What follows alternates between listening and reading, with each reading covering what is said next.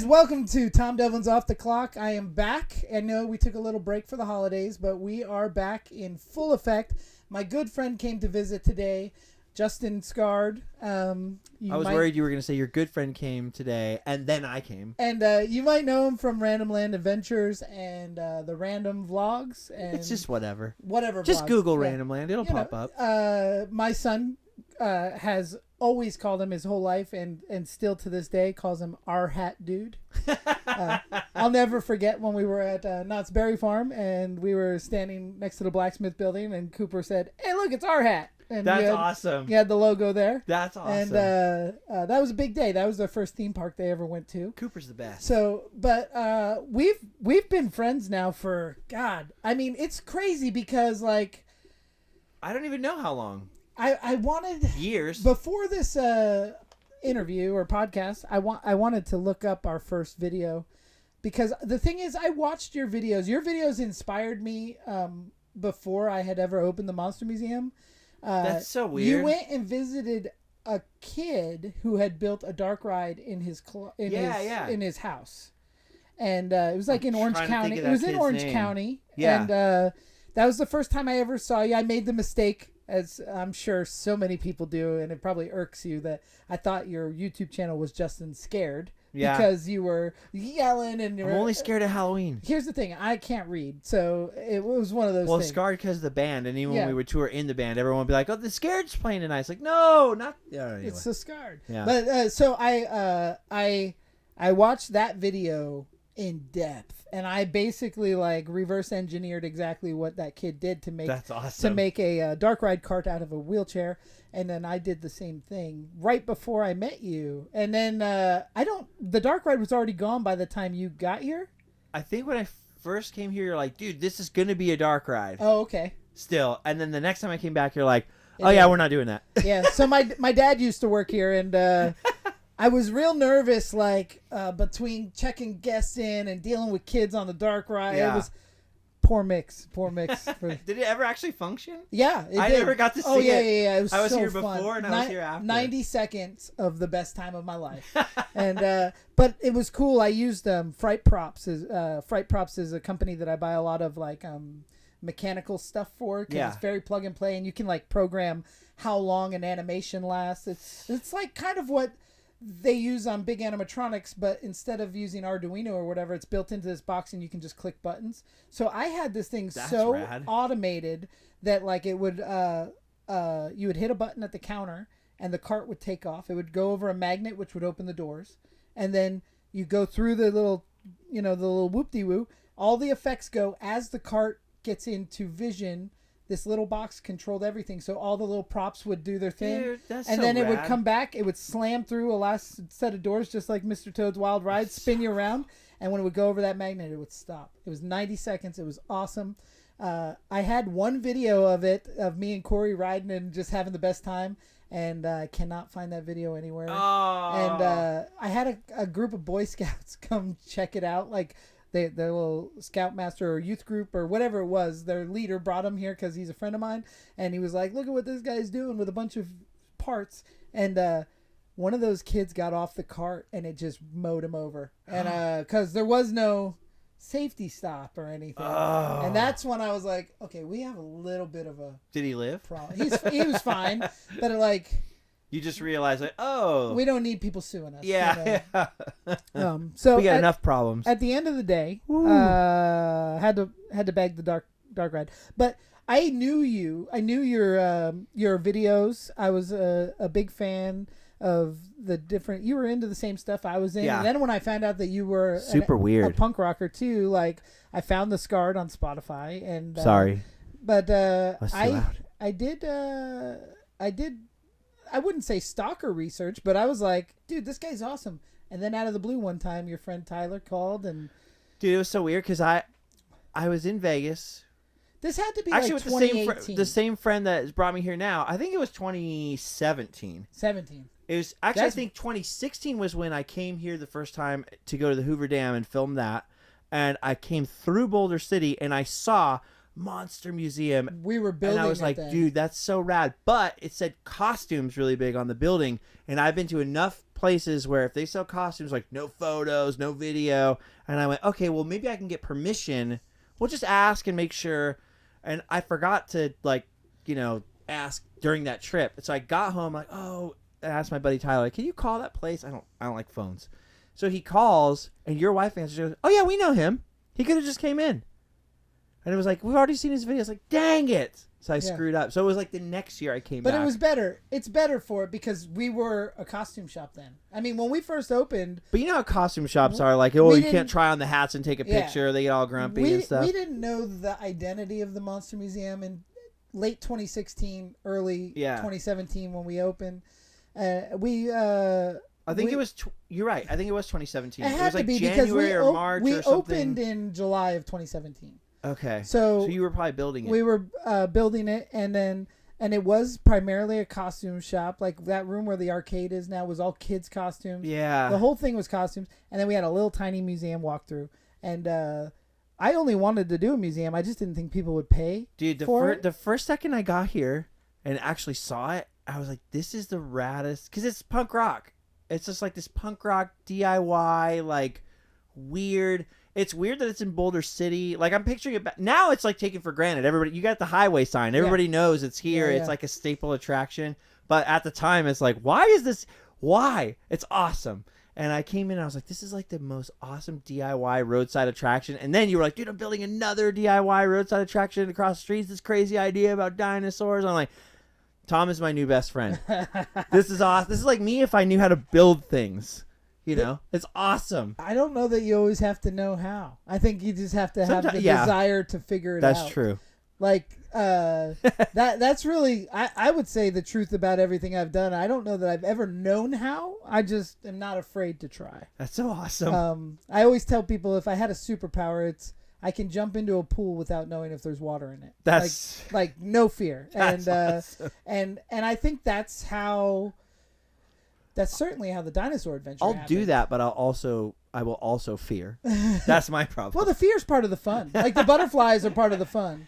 But the thing is with the dinosaur adventure, the other attraction you're talking about, it failed miserably, but I had two little kids that love dinosaurs, and I just wanted to build them Jurassic Park, man. Dude, they had a dinosaur playground for like, what, a year? Yeah, 1 year it lasted. It was rad. Animatronic dinosaurs. And you guys served dino nuggets in there, right? We never got to the dino nuggets. Okay, that was part of the plan. Probably why we failed. I remember at first, you're like, dude, we're going to serve dino nuggets in here. And I was going to have a safari, like a Power Wheels safari.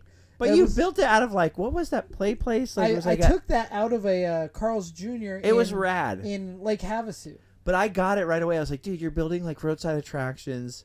And they're like super like punk rock. Like, I don't need anybody. I'll just do this myself. Yeah. And we didn't get sued. And I was like, this is the raddest thing ever.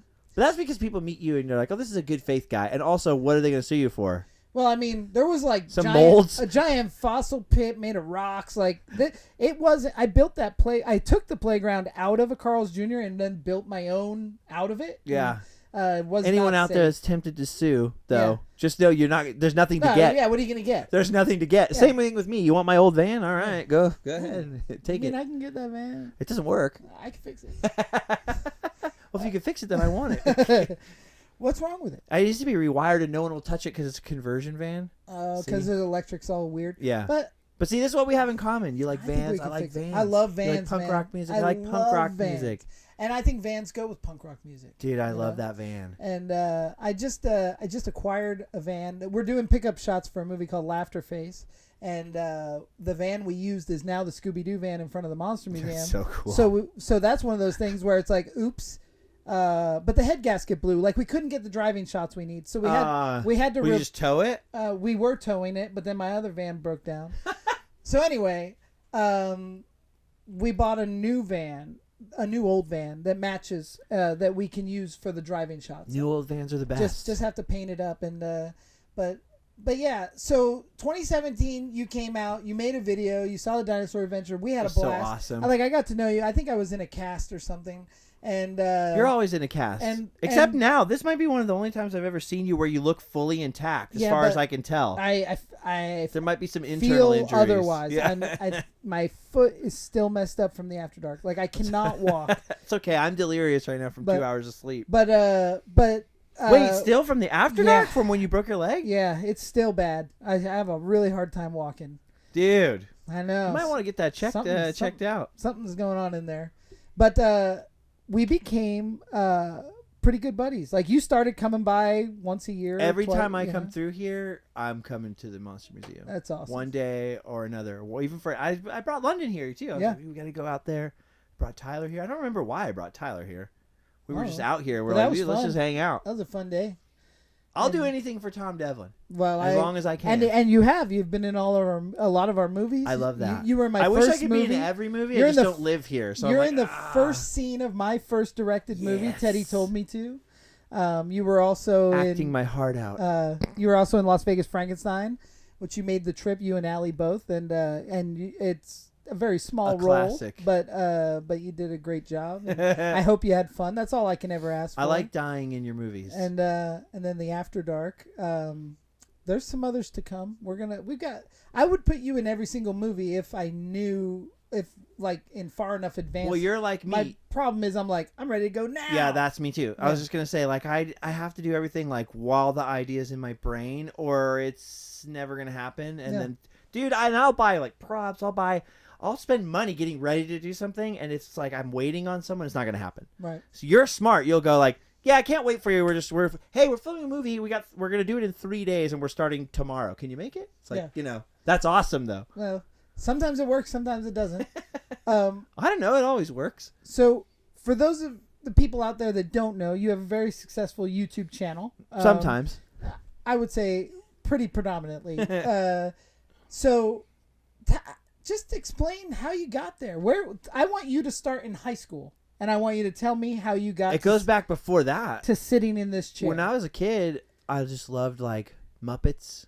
Oh, I love Muppets. It starts with the Muppets. I love Muppets. And you know that the Muppet movie where he's like millions of people happy, and he wants to go to Hollywood and make stuff. So I was like, that's my dream now. I want to make. What's your favorite Muppet movie? The Muppet movie. The Muppet movie. Well. The funniest is a great Muppet Caper. Muppets Take Manhattan, man, is so good. It's so Muppets Take Manhattan. I didn't appreciate till I got older, now I watch it. It's like people's is people's. I'm like, okay, and I'm in love with Jenny from that movie. And you're like, and I went to Manhattan, and the first thing I did, everyone's like, you gotta do like the Godfather filming location. I'm like, no way, Muppets Take Manhattan. I'm gonna find that freaking diner. I'm gonna find the Rock or Miss Piggy, dude. You know, I worked with Miss Piggy once. What? Yeah, I did a Pizza Hut commercial where she's traversing Mount Rushmore, and I helped build that Mount Rushmore. What? Yeah. Was Frank Oz there? No. Well, maybe. I wasn't on set. I just built the. That's still rad. That's my thing with Miss Piggy. Yeah, that's rad. And it was a very prominent commercial, like 2003 Pizza Hut commercial. Yeah. 2003, I would have been on tour. See, I missed a lot of stuff from those years because I was always in a van somewhere with no cable. But yeah, I used to love that, and I wanted to make movies. And I remember whenever my parents could afford their first ever like video camera, I was trying to do stop motion with it. I was trying to do like puppet stuff. All I wanted to do was make movies. I remember like the first book I ever bought with my own money was like, it was this purple book, like how to direct movies or something. And I would read all about like framing shots and like all this stuff. And I tried to edit my first movie when I was like 11. It was called The Robot. Deck to deck. It's just me pretending to be a robot with like one of those laser tag guns. And I used Photoshop and frame by frame made like pings to try to do like tag gun? Yeah, World's with Wonder. with the little red on it. Yeah, those are my favorite. And I tried to like do laser shots, so there's like one special effect shot. It has no story, no plot. It's just me popping out of a box and scaring my neighbor and be like, I got a gun and I'm a robot. It didn't go anywhere. Yeah. But that was my first. So that's what I wanted to do. And then I was like, well, it's impossible. Like, this is impossible. Actually, my first job was working puppets at a theme park. It's crazy for me to hear you say that's impossible when you grew up in Southern California, in the heart of And there was a guy that lived in my apartments. His name was Ed. I can't remember his last name. He worked for Saban and he worked for Lucasfilm. Oh, my God. And, like, he used to have, like, props from Return of the Jedi in his house because he'd bring them from the archives down to L.A. so the toy companies could scan them and all this stuff. Dude, yes. And he had Yoda in his house at one time. He had a Chucky in his house. And anyway, so I don't know why I just thought it was impossible. But but what happened was punk rock. At some point, the punk rock thing came in, and I went, oh, with movies, back in the 90s, you still needed a crew. we didn't have like the little cameras. We didn't have all that software. Much harder. Movies take like collaboration. I'm not good at group projects, right? And unless the people already know me, then it's okay. I can collaborate with someone like you because you get it. You're like, oh, I know what to do with this moron. But I realized, then I saw the band thing and I was like, dude, you could travel. You can make stuff. I just wanted to make things. So then punk rock kind of took me like, oh, I can do album art. And then I got into graphic design and all that stuff. And I kind of put like making little dumb movies to the side. I wish I could find them too, because we were filming like dumb little like me and my friend watched Biodome, and then we were trying to make our own like stupid Biodome, and like I tried to make my own like South Park, like stop motion-y kind of South Park. It was really stupid. I wish I could find those tapes. I wish. But I put that all aside, and then I was in a punk rock band forever, and then I started getting sick, and I started going through this divorce, and my kid was in kindergarten. That's the thing. I was stay-at-home dad for 4 years, fast forwarding like a lot. And when he went to kindergarten, I did not know what to do for like those 3 or 4 hours. Before you fast forward from there, let's talk about finding the band and figuring that out. I mean, how old were you when you started the Scarred? Was it your first band? No, that wasn't the first band. Like the first bands I were ever in was just people's garages and nobody wanted to do anything. Yeah. And then I had a buddy who was like, in of all things, like he was in a Christian punk rock band. He's like, can you like play bass? I'm like, yeah. He's like, will you play bass with us? Because nobody wants to do it because we're in a Christian band. I was like, that's fine. I just wanted to be in a band. I did not care. So I was like, I don't care what kind of band it's in. Satan, Christian, Buddhist. It could be anything. Like, I'm ready. And then I did that. And then they switched me to singing. And then after a while, I was like, I'm going to start my own band. That's just like what I want to do.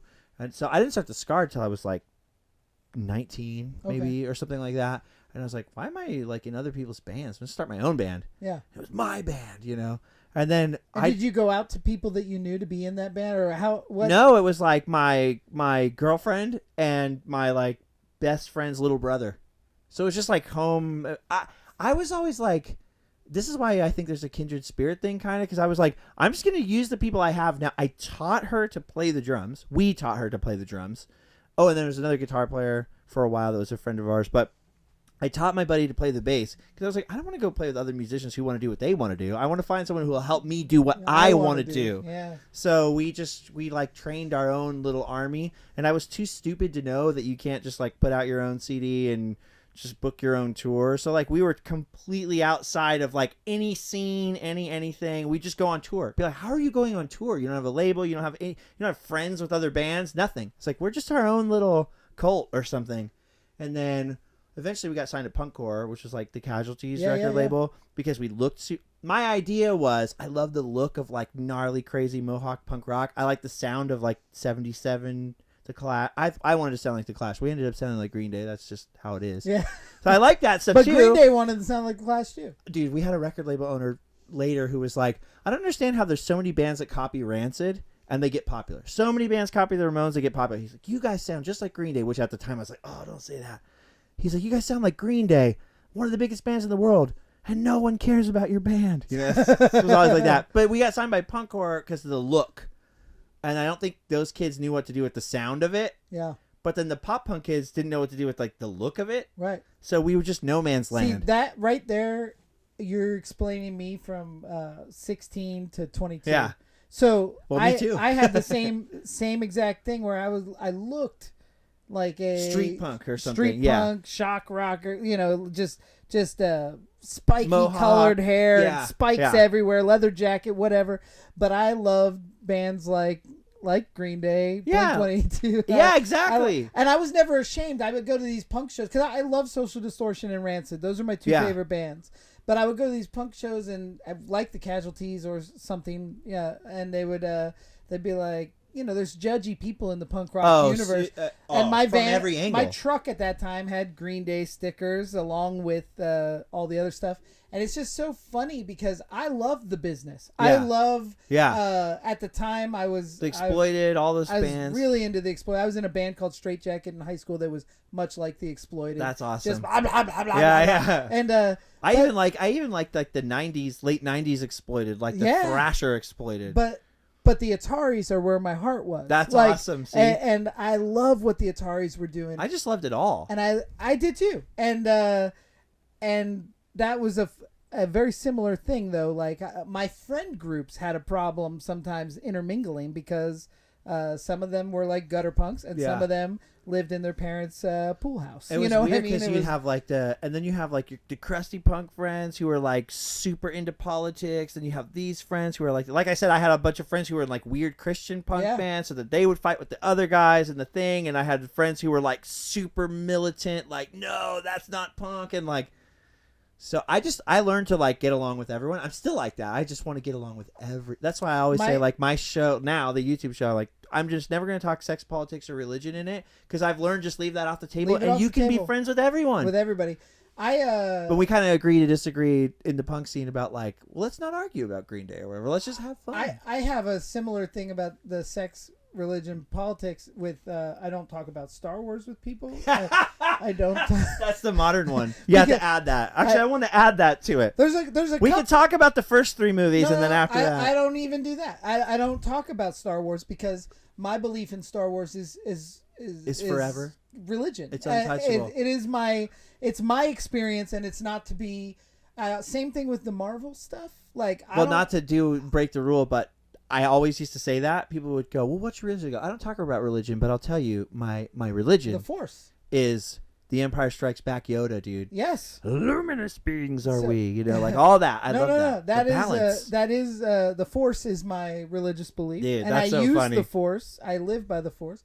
But also the Marvel stuff. Like, I'm a comic book fan from way back, and I don't love where the movies have gone, but I don't want to turn somebody else off who has found these characters through the movies, because those characters aren't my version of the characters, and that's okay. If they love the Hulk Ragnarok, that's fine. I don't, and I don't want to have an argument about why I should. Neither. Don't tell me why I should. I found out the hard way. Actually, in Vegas one time, I was here when David Bowie died, and I put on Twitter at the time I had a Twitter. This is why I stopped this, and somebody else screaming at me for something. I was like, I put on like, oh, everyone's posting about the Labyrinth. If you've never listened to Ziggy Stardust or the old school David Bowie stuff, like now's the time. This is a great excuse kind of thing. But somebody read it wrong and just read into that. They thought you didn't like. They thought I was like dissing on people who were sad because of only the Labyrinth, and I was trying to say like, dude, this is the perfect time. If you've never heard of the back catalog, go for the back catalog, because Ziggy Stardust, Aladdin Sane, even Hunky Dory, all that rad stuff in there. Ziggy Stardust is like my favorite album, one of my top 5 favorite albums. Like a never skip a song album ever, and for whatever reason, this dude like freaked out, lost his mind, started like a little Twitter fight with me. So I called him. Because, that's what you got to do. I'm a grown-up. That's what you have to do. And then he lost his mind. He got so weirded out that I called him that he had to, whoa, and then he told everybody that I was like a psycho because I called him because of something he posted on the internet. And I was like, I was just trying to be nice and not fight on the internet. It was so weird. So ever since then, I was like, I'm not doing Twitter anymore. Like, I quit Twitter when I was on Face Off. People were so mean. Yeah, people were so mean there. I was having such a great time on the show. I mean, I had already been on the show and off the show by the time it aired. Yeah. But like, I was reminiscing every episode about how fun it was, and then these people on Twitter were just so mean. It took me a while to get used to people being mean on the internet. Yeah. Because you cannot hurt my feelings because of the punk rock thing and touring. I've had people spit in my face and throw bottles at me and pull knives on me. And like, you can't hurt my feelings by saying anything. Sticks and stones, right? Right. But for some reason, when I started doing the videos, and then I'm being more me, you're seeing more sides of my personality than just like a stage character. Yeah. Singing punk rock songs. Like, at first I was like, oh, people really hate me. And then I was like, oh, this is the same thing as being on stage. It doesn't matter. These people do not know me. The crazy thing about the online badgers, or whatever they call trolls, one time I had badgers. I'm gonna take that. I had a guy who was so mad at me for changing the looks of the puppets in the Puppet Master series. But was that even your call? Yeah, it was. And the way that I explain that away to people is I say, well, Jason Voorhees is in 12 movies and he doesn't look the same twice. Every effects artist That's kind of wants awesome. to leave their mark. You want to see the Beekler Jason. You want to see the K&B Jason. You want to see the different Jasons. Plus, it makes it fun. Yeah. And so I said, well, when Dave Allen made the puppets, those were Dave Allen puppets. When Jeff Farley made the puppets, those are the Jeff Farley puppets. And when I get to make them, I am definitely going to leave my mark with the Tom Devlin puppets. That's a weird... And I always tried to be very eloquent about that. I've talked about it on podcasts, whatever. This guy wrote Devlin and his derpy dumpster blade. And I was like, okay. And I let it go because, like, he doesn't like my look. It's fine. And then he wrote me a personal message that was just like, it was just so mean-spirited. And I wrote him back and I said, all right, man, here's the thing. Why don't we meet up for lunch? Why don't we just sit down and talk? Because you clearly have the same passion for Puppet Master that I have. And I would like to meet you. I would like to explain my side of things. I want to show you my workshop. And he just wrote back, I know you. You're a piece of shit. And I was like, whoa. I was just about to say. And so then I went the other way. I found out where he lived and worked. And I was like, I'm going to start sending him broken puppet parts. And I'm going to be that guy. I never did. But I did find out where he lived. He'd probably love that, though. I did find out he lived in Ellsworth, Maine. Dang! I found out where he worked at a Toyota dealership. I was going to be malicious, and I didn't. I played the upper road. Oh, my gosh. 2 years later, I get a message, and it's from that guy. And he says, hey, man, I just want to apologize. I was really mean to you online. I was going through some stuff, and I'm sorry I took it out. You know what's funny? Like, 90% of any trolls or haters or whatever that I've ever had, most of they'll just hate and hate and hate. Usually they start as like supporters, which is weird. And then at some point, like maybe I didn't see their thing or whatever, and then they get mad about something they're reading the wrong way. There's some people who just don't like me. They're like, I can tell he's up to no good somehow. Like, I'm telling you, I know the reasons that people should hate me, and you've got it all backwards. You know, I'm hateable, but not for that. Anyway, so like. I find that, like, I used to answer everybody, but the same way, like, dude, let me just explain. And a lot of times people would go, oh, sorry, man. I was just, didn't even think you'd ever read that. It was just like firing from the hip. That's thing. the weird one. Didn't ever think you'd see that. But then there's some people where you're like, well, let's meet. I just want to explain to you whatever, because you're thinking like normal life rules. And then they're just like, no, I know. Exactly like that. I know you. And you're a piece of crap. You're like, actually, you don't know me. You have nothing. You know a persona of me that is seen in public, and that's all. But it's not my whole personality, because I tell people all the time when I started, which I'm sure we'll get to, but when I started doing the YouTube thing, like I said, my kid was in kindergarten, and I had already like helped somebody else do like comedy skits on the internet and stuff like that, and they were very like of their time, like when Twitter was all R-word jokes and like getting crazy, everything was like shock jockey and stuff, and London was in the house watching one of them, and it was like all filthy, and then he like it was somebody else's thing, but he like repeated it back, and I went, huh. And then I remember when I was a kid, my dad, like if there was cussing on a cassette tape that I had, it was like he'd break it, or like I wasn't allowed to watch certain movies and stuff. And I thought, like, what if there's another kid out there like that? If I'm gonna make this stuff, I want to make it so everyone can watch it.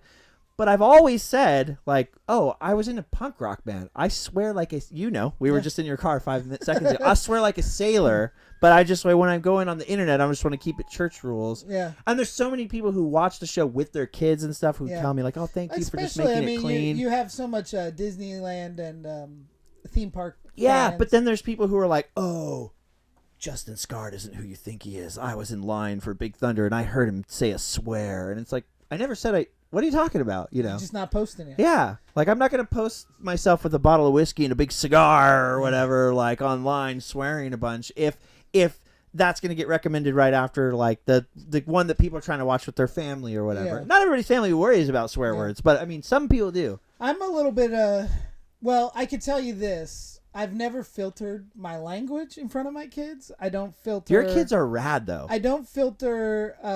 Not that other kids aren't rad. You know what I mean? I don't filter my family stuff that way. I get very upset at them if they say I can't. I get really upset at the anxiety word. We call it the A word. Like, you're 12 years old. Little kids I don't say anxiety? Oh yeah. I guess that's in the culture now. This is a thing. So like, I was at a pool party at my house over the summer, and I had a lot of people over, and my daughter was standing on the end of the diving board ready to do a flip, and I said, do it, and she goes, I have anxiety.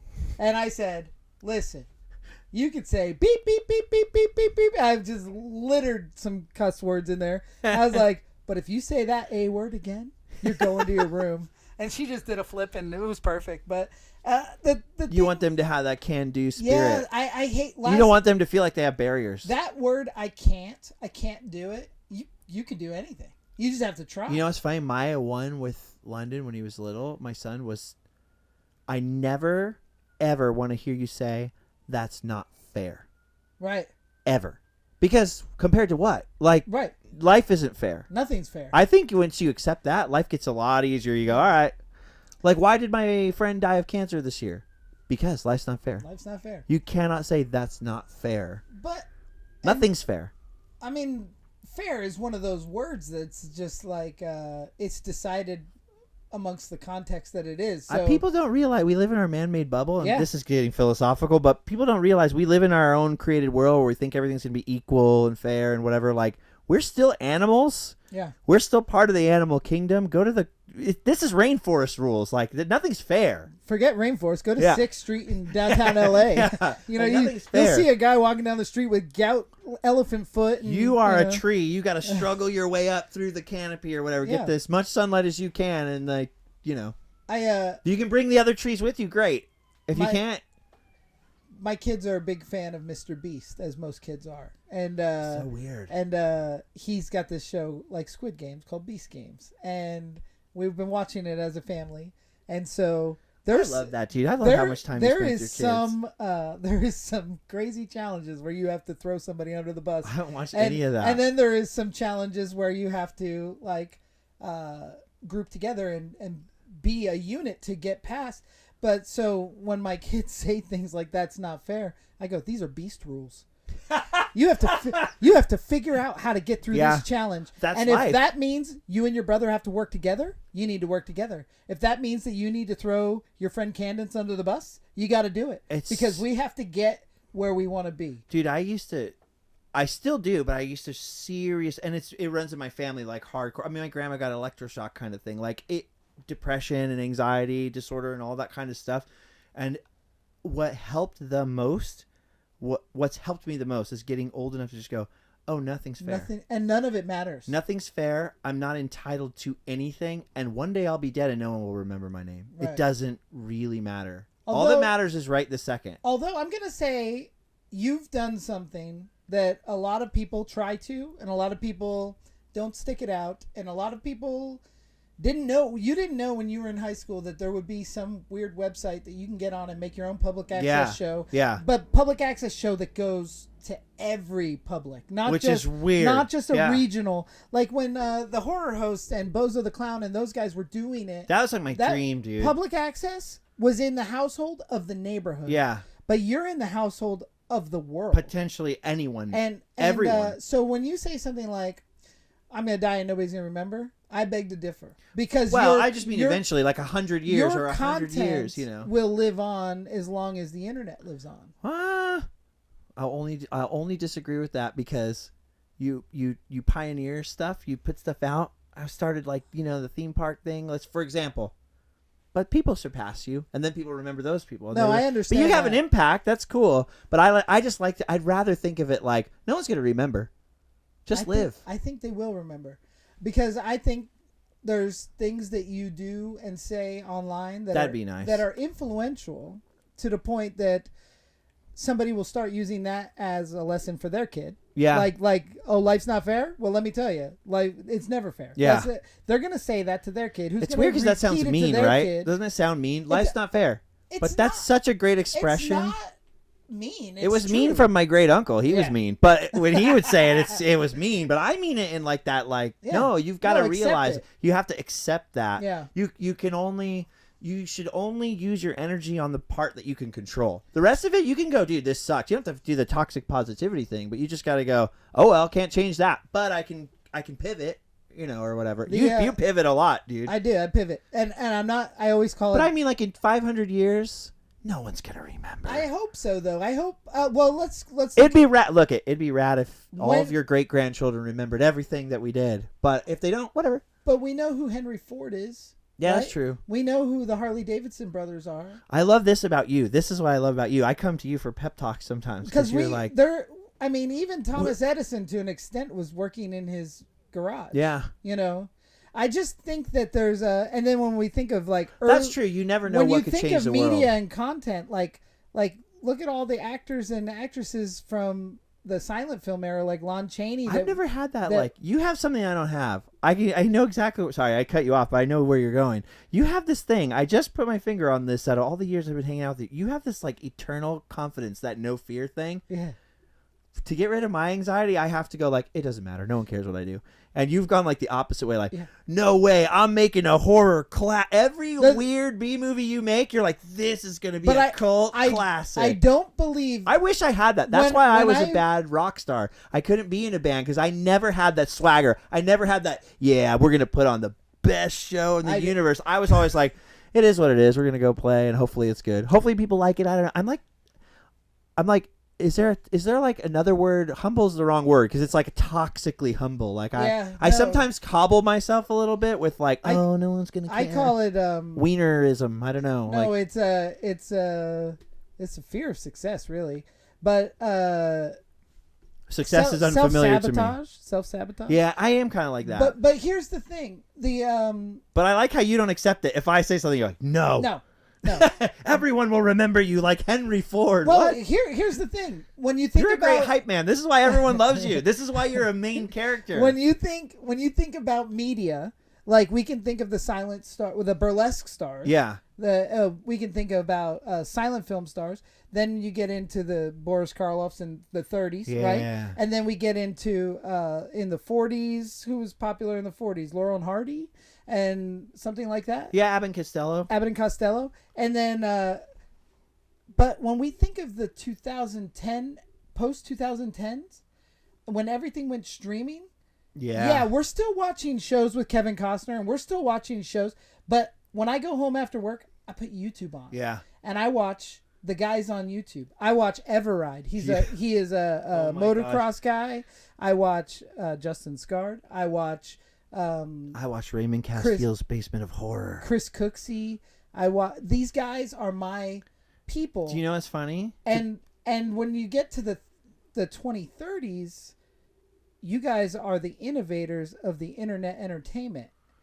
And that's weird. When all of the major channels fold or buy out the internet entertainers. Yeah. Because there's no. This won't last forever. This being able to do whatever you want. This version of it, it's already changed. The corporate people. It's already changed. Disney's already making the show that I was making 10 years ago. Disney went, well, we could just do that ourselves, like the right way. And you have like the Imagineering Star. What's the other one? Behind the Attraction. But nobody, there's not the relatability with them that there is with you guys. And I think that, it's just the future is going to be a lot of content creators, which for a moment, everybody thought we could all be content creators. We could all do it. Yeah. I did it too. I was like, I could be a content creator. I'm going to create massive amounts of content and people will know who I am. But they didn't, and it didn't hit because it's a lot of work. It is I was just going to say, everyone can. Work. And whenever people are like, oh, you're great.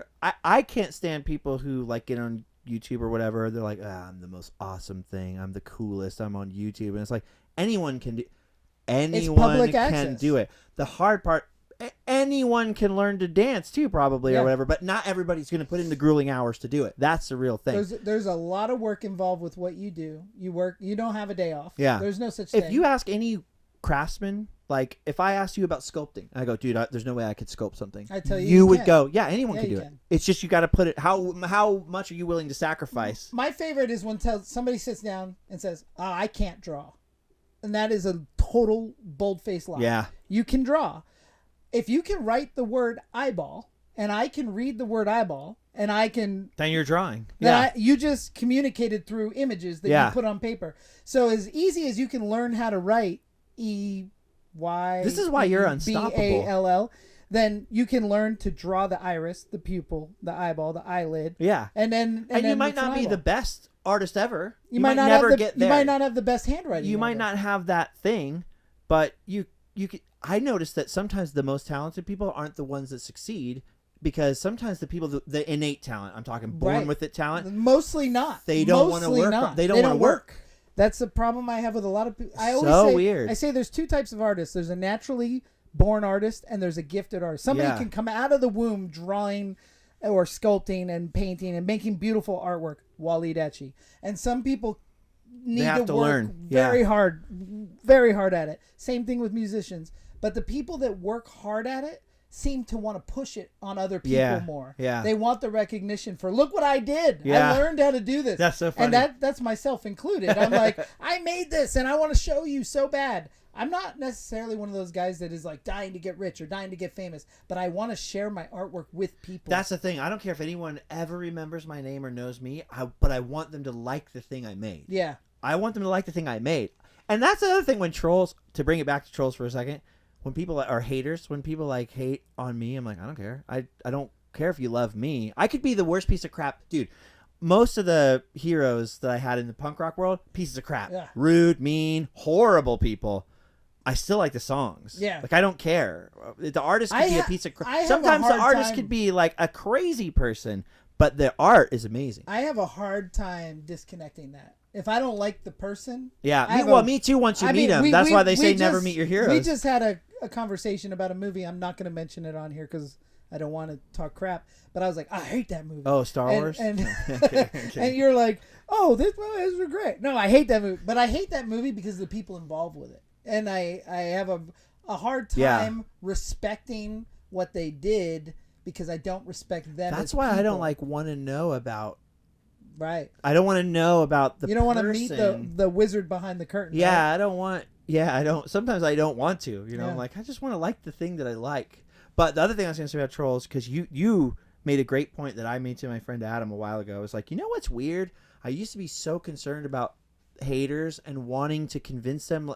People like, oh, this guy, he's going to the internet. What kind of con is he pulling over here? Whatever. And I realized at some point, it's only this certain generation that's bitter. Yeah. Because old people, really old people, like my grandma's age, are like, oh, neat. You have your own little TV show on the internet. Kids are growing up with YouTube as their TV, and they love it. Yeah. They don't see any difference between someone who's good at having a YouTube channel than a movie star.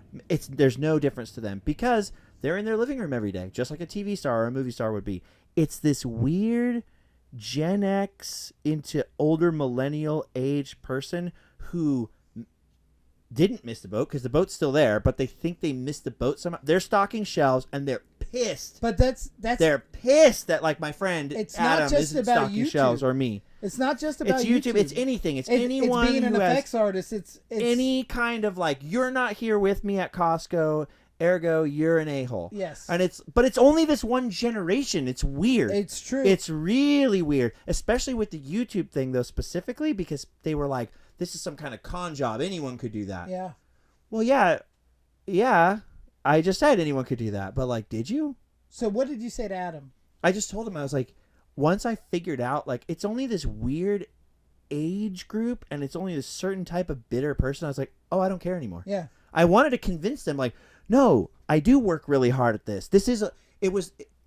What I'm talking about is the haters who are like, that's not a legitimate job. You're Right. not really working. Yes, I'm very lucky. I love my job. It's rad. But I do work hard at it. And I used to want to, like, prove, look how hard this is or something, which it's not. I'm not a doctor or a lawyer or a scientist.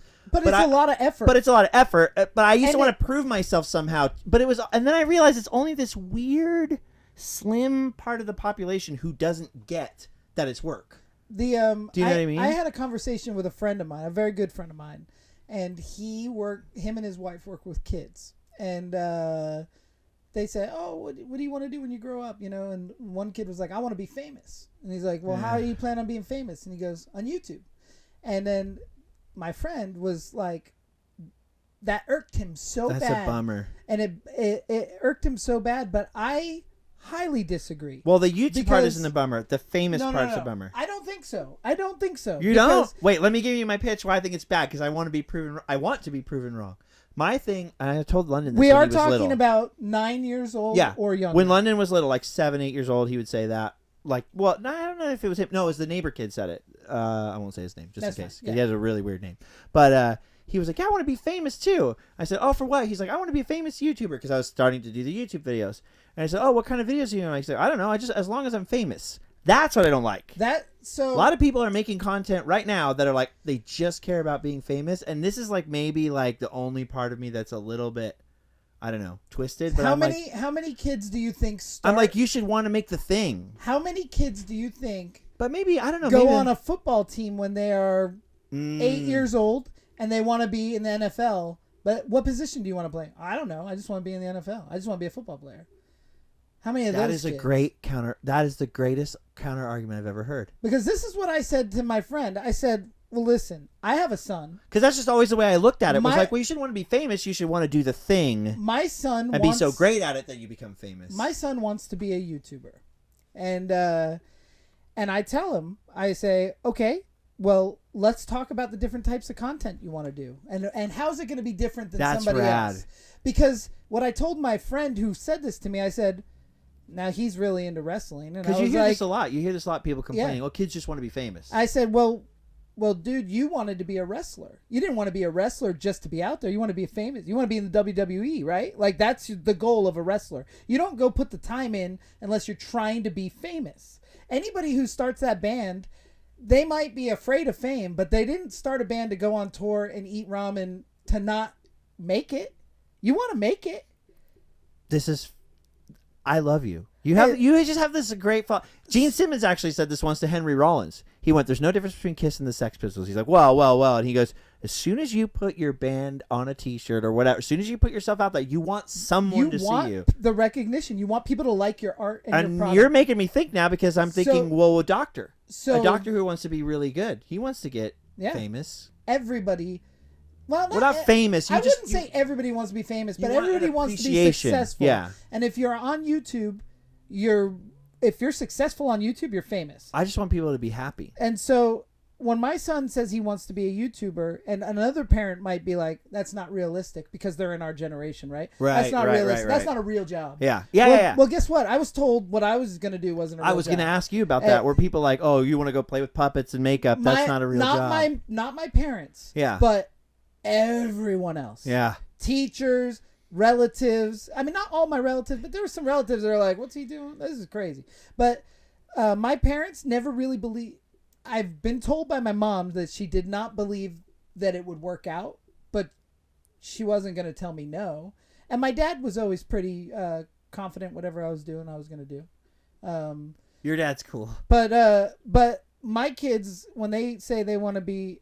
Well, my son specifically, he's 9, of course. Everything could change. But just like somebody would want to be an actor when they're 9 or a musician or a sports player, he wants to be a YouTuber.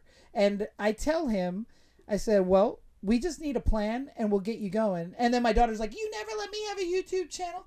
And that's because you don't have that's not what you want to be. Yeah. Like, I'm going to harvest what he wants to do as long as he wants to do it. And if he changes his mind, it's fine. That's genius. He doesn't have a channel yet because I'm afraid he'll make a mistake. You know, it's funny, when I was a kid and I wanted to be a director. Yeah. I wanted to make movies or whatever. I didn't know how. I just wanted to make movies. Me too. I wanted to make something. Me too. And my dad, who did not have a lot of money, upgraded the computer so I could try to edit digitally because he was like, this is the way of the future or whatever and all this stuff.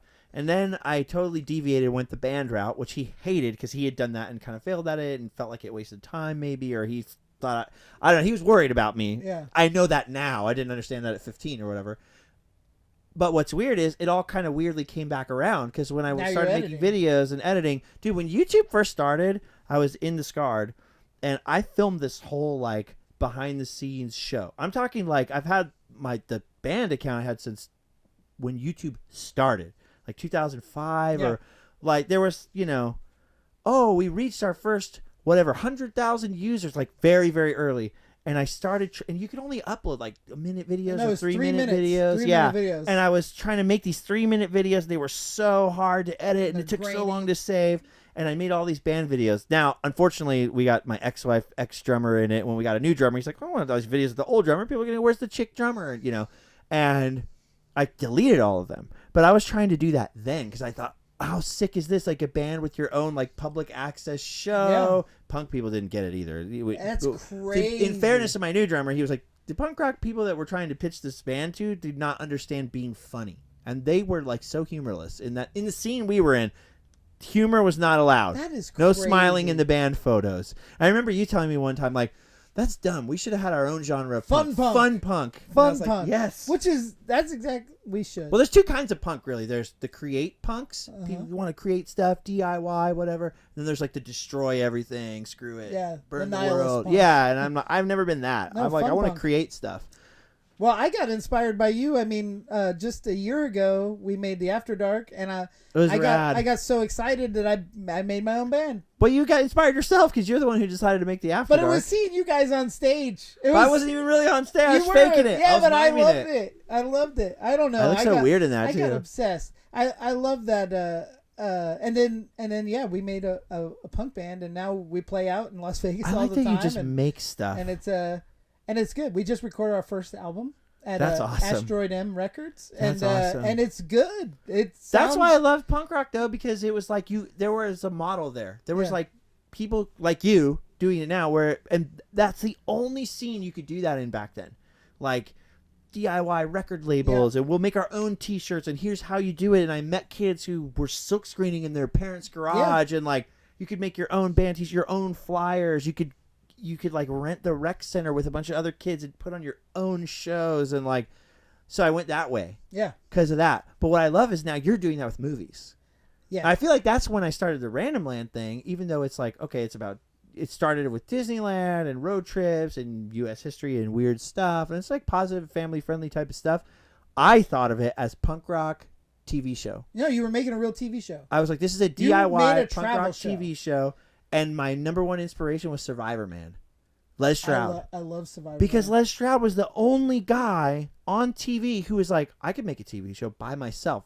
Like, he had a crew for the very beginning and the very end, but he went out there and he's like selfie filming before anyone. He's like filming himself multiple cameras. Like, he's like one of the first guys to be using GoPros on television and drones, and like he's out in the forest, and people like Survivor Man. I'm like, that's my biggest I didn't see Survivor Man inspiration. until way after, but I love it. I remember thinking, what if you did Survivor Man at Disneyland? Like, could you make a show yourself? And it was really hard at first.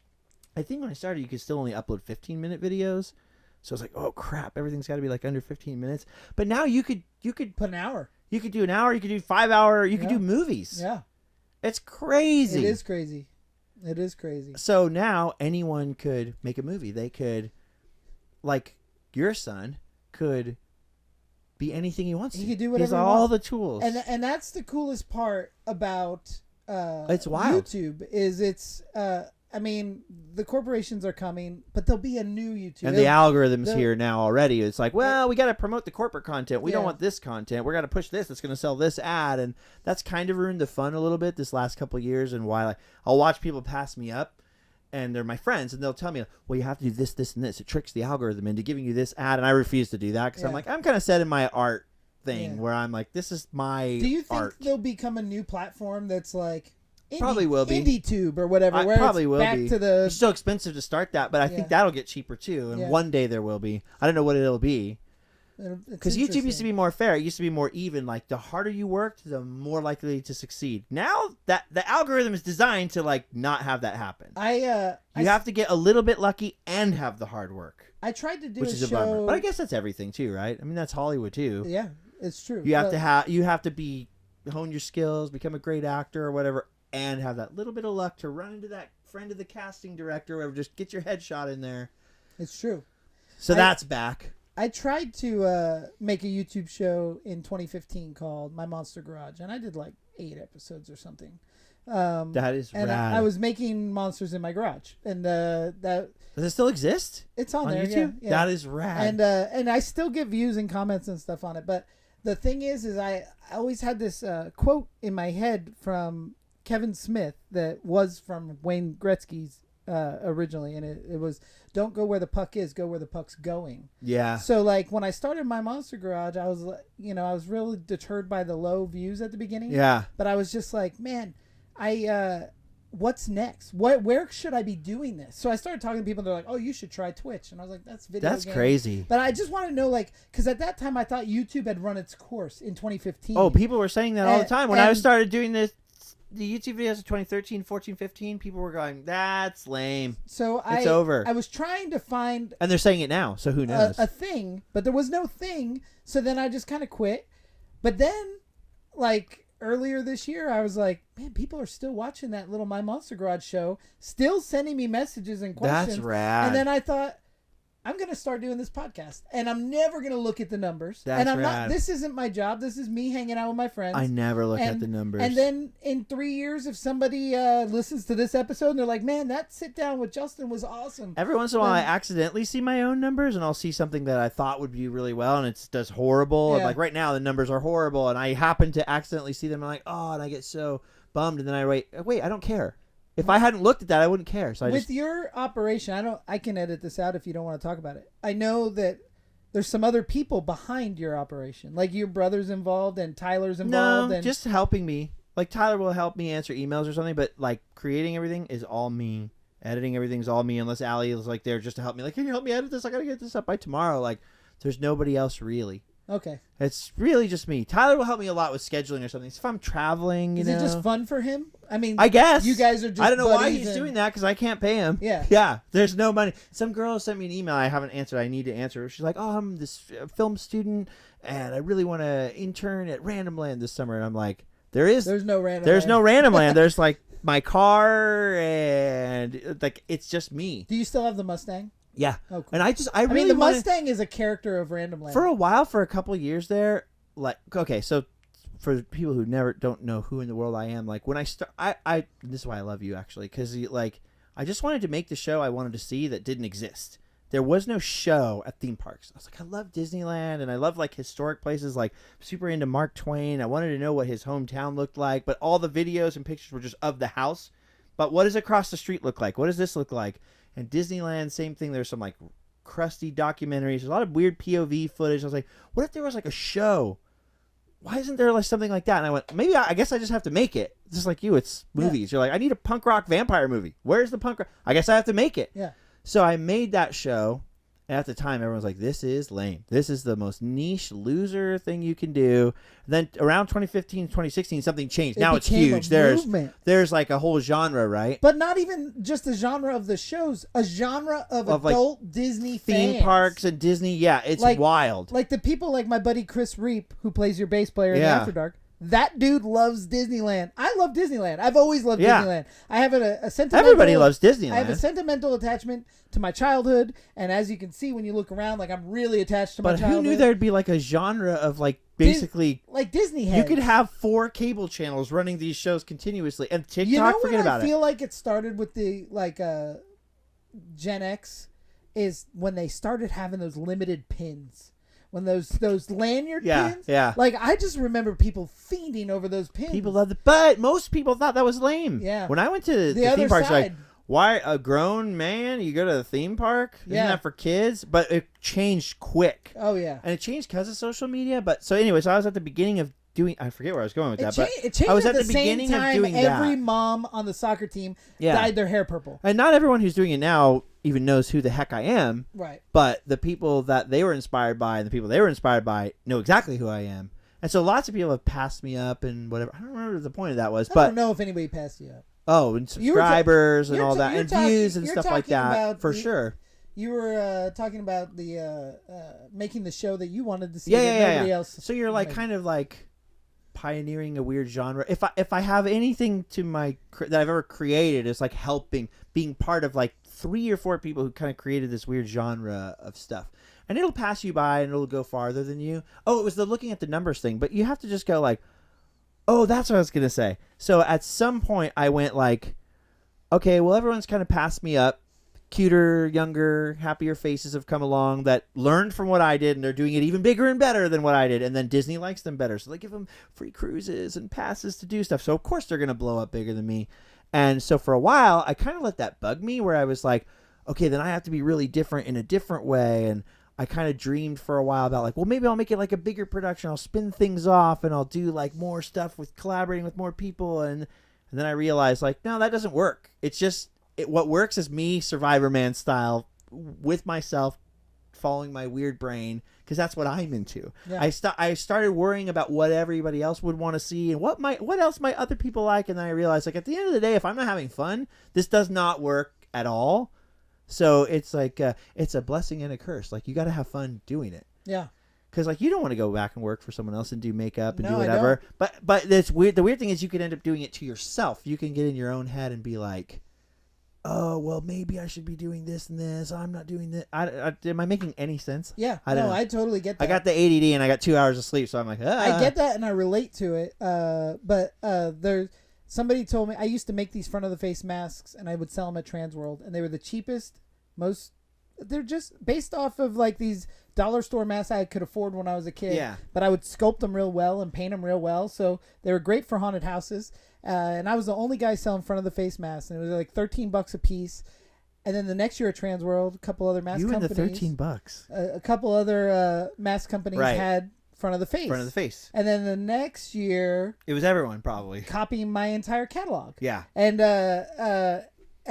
at some point, did it bum you out? It did, and somebody said, "There's innovators, imitators, and a-holes," and yeah, and that's. I mean, I didn't invent the front of the face mask, but I did bring it to the haunted house, haunted attraction trade show where you could buy a front of the face foam latex for $100 that could last for very little, or you could buy a full head mask that's very uncomfortable and hot. But you could buy these front of the face masks that you can put on, put off. They look like prosthetics without glue. Great for haunted attractions. But then did you freak and go, well, I'm not going to make those then. I'm going to go do this. I sold the company. Because in my analogy, it's like, well, then I was like, well, maybe I shouldn't do front of the face mask. I should do something different. But then I realized, wait, I really liked making those. So I went back to it. I sold the company to another mask company, and then I opened a monster museum. That's awesome too, though. You know, it really was just like pivot. Yeah. You know, because I did raise the price up to $20, and now they sell for like $60. But the problem I had with the $20 price was I wouldn't pay that for that mask. That's just a front of the face mask. There's a reason they're made in China, because like you need lower production costs. Right. Me and my wife were working around the clock to. It's so hard I poured like 120 masks a day. We would paint the masks and on one day, and then cut them and do all the straps and then mail them out. And it got so much that we needed a factory. Like Trick or Treat Studios is in Mexico. Elusive Concepts at the time when it was around was in China. You know, there's different. Don Post even went, or not Don Post, Cinema Secrets went to China. And it's just one of those things, like we couldn't make them ourselves. Yeah. Not for cheaper than, and I wanted to sell them for $13, you know. That's the hard part. But I have that problem with merch and everything else. I'd be like, just get your shirts printed in China or whatever. Like, no, the guys that are printing my shirts are the guys that were printing my shirts when I was 15 in those garages doing punk rock stuff. Yeah. Like, I try to get the hats like embroidered in Orange County and do all this stuff. Be like, it'd be so cheaper. You could just order like 1,000 hats and they'll be like, 2 cents a piece. And like, it's not the same thing. Flavor. Yeah, I don't know. Yeah, it's not. I like that. It's not the flavor. And like when we did little plushes one time. I know. I wanted to make them. I wanted to put those in a claw machine. I wanted to make them in Mexico. I couldn't figure out how, because I couldn't. No one would make them in the U.S. There's all these companies that say they'll make them in the U.S., but all they do is like they send it to China. They send it to China, and it comes back to them, and they give it to me. Yeah. And I got burned like that before with pins. So I was getting all the pins made in the U.S. But they were really made. So I had to charge like $15 a pin, but I was like, at least I'm making it in the U.S. and whatever. And I guess I don't know. It doesn't matter to everybody, but I was trying. And then the company, I found out like they switched and they started sending it to a Chinese manufacturer, so they weren't made in America like at all. And I was so bummed. Yeah, I was so bummed. So I put a pause on that. I was like, hey, it was weird. I don't know why we started talking about that, but who knows? Yeah. Oh, it's the you made something then. Yeah, but so how bummed were you? Like, dang. Medium bummed. Everybody copied me. Medium bummed. I'll tell you what. I take a picture every year.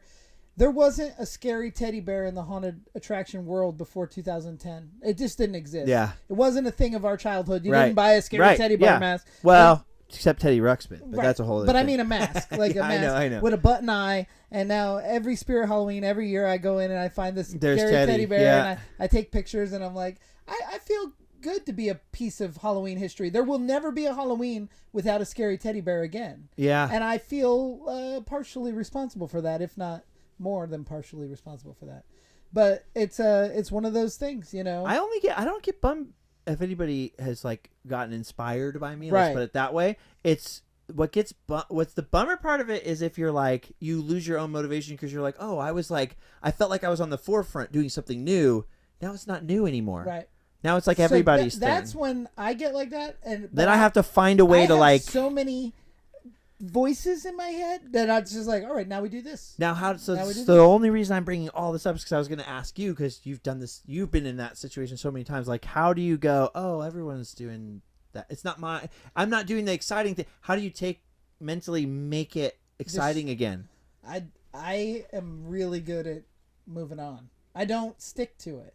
I can tell you with the Monster Museum, this is a difficult one, because when I opened Tom Devlin's Monster Museum, there was nothing. There was Count Orlok's Nightmare Gallery in Salem, Massachusetts. Salem, Massachusetts. And there's a handful of wax museums and stuff. Count Orlok's Nightmare Gallery was the closest thing to what I do. Cortland Hull had a monster museum in Massachusetts. Okay, yeah.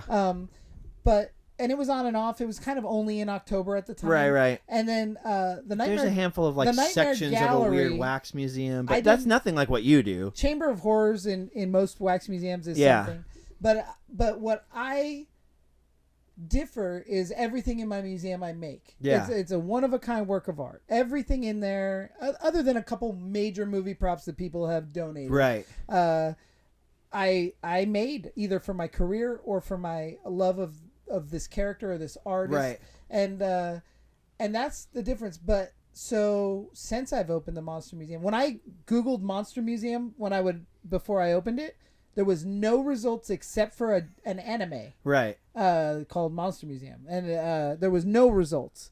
Now if you Google Monster Museum, there's one in every haunted house, one in every town, there are so many. Even Art's Sideshow that opened in Riverside. Yeah. He was inspired. He has been very vocal about like what you did changed my life. Rad. He said, "What you did changed my life. I saw what you did and I was like, this is a way that I can do something."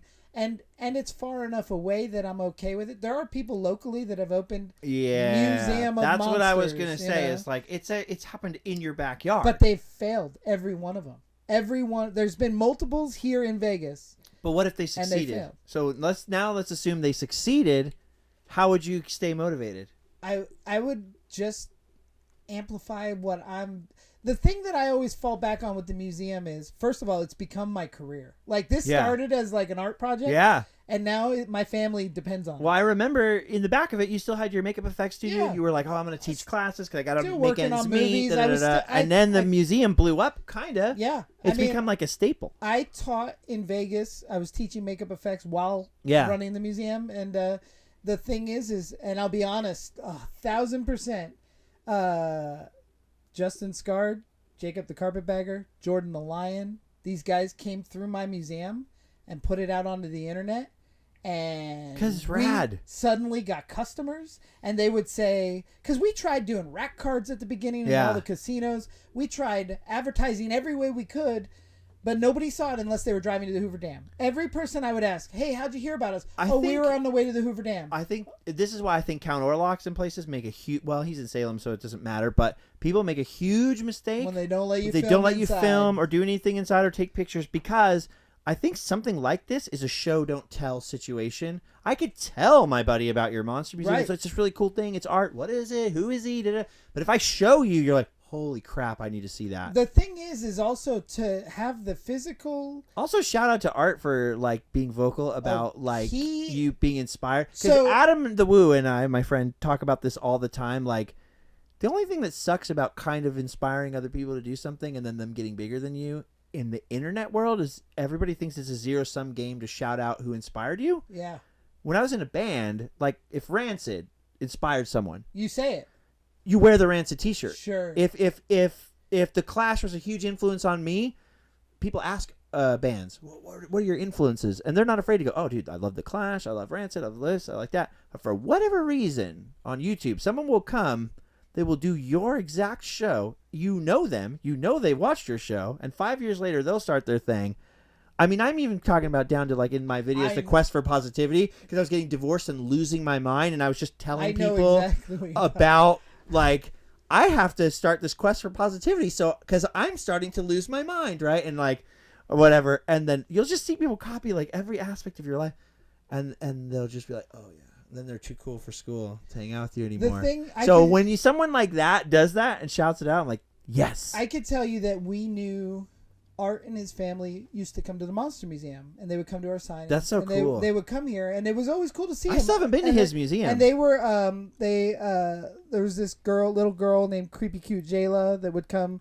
This all part of their circle. They would all come to the Monster Museum, and it was so cool, so cool. Well, then I saw they opened Art Sideshow.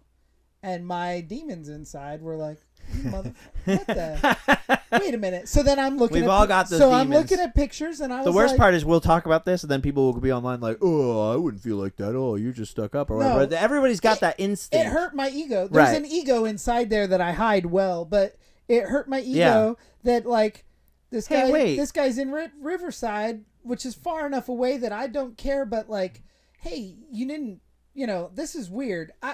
And then we would do an event, and I'd see they do a similar event, and I'd add an item in the museum. Right. I'd see they add an item in the museum, and I was just like, oh man, I don't like being enemies with people, but I thought maybe this was warfare. Maybe we're rivals or something. I had some people in town that had opened a museum that I declared war on, and I feel like I won. It worked out well for me, but I didn't want to do that. I'm not a war person. I just get sad lines. And want to just disappear not myself. Me. I am too much of an alpha for that. So I think I'm a zeta. I think I'm like all the way on the opposite. My instinct is always just to like, if somebody ripped me off and like got better, or you just cry. I wouldn't cry. I wouldn't feel sorry for myself. I just go, oh, I guess I'm a failure. People like that person more. That's my instinct. That's why I need to talk to people like you, because you always pump me back up. The thing is that I don't know right, wrong, or indifferent. Like I was not stoked on the Art Sideshow at first, and then I went to Mad Monster in Arizona, convention I go to frequent to.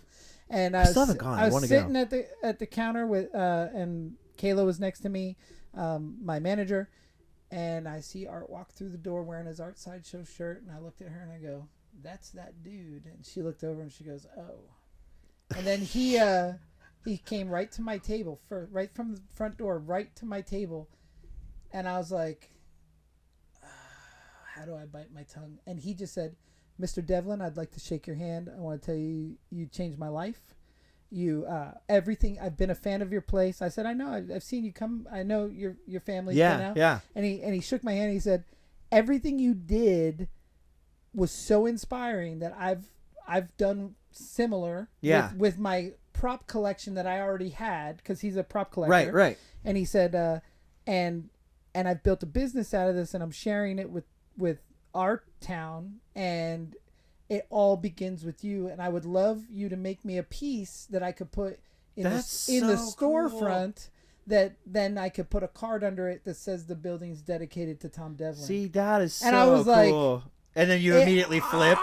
I said, I said out loud, I go, that was the right way to do this. And I said, man, I'm so stoked. And then he had me come out to one of his events. He does like a sidewalk show where you can sell movies and stuff. I still haven't gone out there yet. So I went out to that event, and my good friend You should have told me. Then I would have gone, because I would have gone because of you. Because I felt weird going to film that place, because I didn't know if it was like a... That's why I like you. See? Well. But so my good friend... been there. My good friend Brett Wagner came out to the sidewalk show. He's big swag and a great actor. And then I saw Noel G, who's a good friend of mine. We work on movies together. Yeah. And we just, it's such a their family. But then it becomes like a scene, right? So that's what I was saying with music. Like if you start a band, you start Black Flag or whatever it is, and then other bands are inspired by your band, and they're open about it, you go, oh, we should tour together. We should play shows together. We should do it, and it becomes a scene. What I have found like cold about YouTube and some internet stuff, and maybe it's just a younger generation thing, I don't know, is this like, no, I'm going to be the Disneyland guy. But I think that's why the scenes gonna be the have died. Yeah. There's no music and scene I always either. want to tell people, like, you should be like shouting out who inspired you or this or that, because that's how you create a little scene together. That's how you like grow each other's business. I feel that way about the independent film company, because everybody, especially here in Vegas, not everybody in Vegas, I'm working very hard to bring a community together. But there is a lot Dude, you've done a lot to do that. There is a lot of... And your little community is awesome. Mine is awesome. I'm Pluto around Plan 10, because I'm like only come into orbit sometimes, but when I'm here, everyone treats me like I'm family, like I'm part of the family. You are part of the Plan 10 family. You're part of the Plan 10 mainstay. I love that. But the thing is that faction, they act like the Hells Angels. So my people... They're going to fight for me? No, they would. They would totally fight for you. But don't like, fight for me. When they're on somebody else's set locally, they might be like, yeah, but at Plan 10. Yeah, that's awesome. But it's not. Because I want the community. I want my actors and my crew to have no problem going on to somebody else's set and them having as much fun there and bringing it. My buddy Jason Wallace is the best example. This dude floats to every little production company in Vegas. He does all their movies. He speaks highly of every one of them. That's so cool. And but he comes from the punk rock world. He comes from the scene, Yeah. Where like the faction-y thing, that's new. It doesn't work. That's not part of it. Like you can't, I want that if I needed a sound guy, I could call Joe Lujan and be like, hey man, do you have a sound guy? And he'd be like, yeah, John Ward will head over, which he would, because John Ward's also a Plan 10 guy. And Joe Lujan is amazing. But there are people in Vegas and outside of Vegas that keep so close knit, and it's so like almost like chest puffing. You're like almost on another team. And I'm just like, no. guys, we're all just making movies, and guess what? If you don't like my movie, that's fine. I don't care. It's not for everybody, but don't talk shit about my movies to my friends. Like, please. That's why there's like a handful of us in this weird parallel universe, this YouTube thing. Like, my friend Adam is like the best. He's the one that got me to be on camera. He's the one that convinced me, like, you know that show idea you have? Just do it. Film it yourself. Yeah. He goes, the shtick I do in videos, it's you in real life, dude. You should be the front man of this. You can do it. He changed my life, and he like pioneered a lot of that. Yeah. Living in his van, doing it the punk rock way. I remember. And he's texting me today, and he's like, hey man, just so you know, January and February, lowest time for AdSense money, lowest time for views. Like, stay the course, man. You're crushing it. Like, 10, 12 years later, he's still motivational speaking. Yeah, and there's people like David from Fresh Baked Disney, right? I don't know him. He was like a really early one too, like even before me, just mostly POV back then. He always gives me credit because he's like, you kind of started the doing a show at Disneyland thing, where I was mostly just doing POV, but I give him credit that he was there first. Like, hey, people want Disneyland content, and there is no Disneyland content. And Mig V, my friend Mig V, who does Magic Journeys, like a little food show, that's what finally hit, but he was around back then. And these like original people, they're all very supportive of each other. That's how we like made a little scene in the beginning, and I miss that feeling. Like, you don't get that feeling as much because it blew up. Yeah. So I love that you're like have this weird little mini movie studio, and I love when I come, dude. Like, so the After Dark, like I was in that movie that you made, which I'm sure people listening know what that is, but I want that tattoo so bad, because even though I'm just like a featured extra, maybe. You're great. You got a screen credit and the photo at the end. And that's like a 5-day movie. 5-day movie. Being on that with those people and freezing to death here and huddling around the hobo fires in the back and stuff, and you're like, don't breathe that latex smoke or whatever. I don't know, like that felt like it felt being in a band and being on tour with my buddies in KTP, a band no one ever heard of from Lawrence, Kansas, and we banded together because it's just us against the world. We don't have booking agents, we don't have record labels, and we're just playing in the middle of nowhere. Your studio feels like that, only you do have some big dogs and really great actors and people like Lars Fredrickson and like all these kind of people coming through. But it's because you have this very give and take sharing mentality. It's that like punk rock thing. I don't know. I want to bring that to the positive part of the punk rock I want to thing. bring that to the film community in Vegas. I want everybody.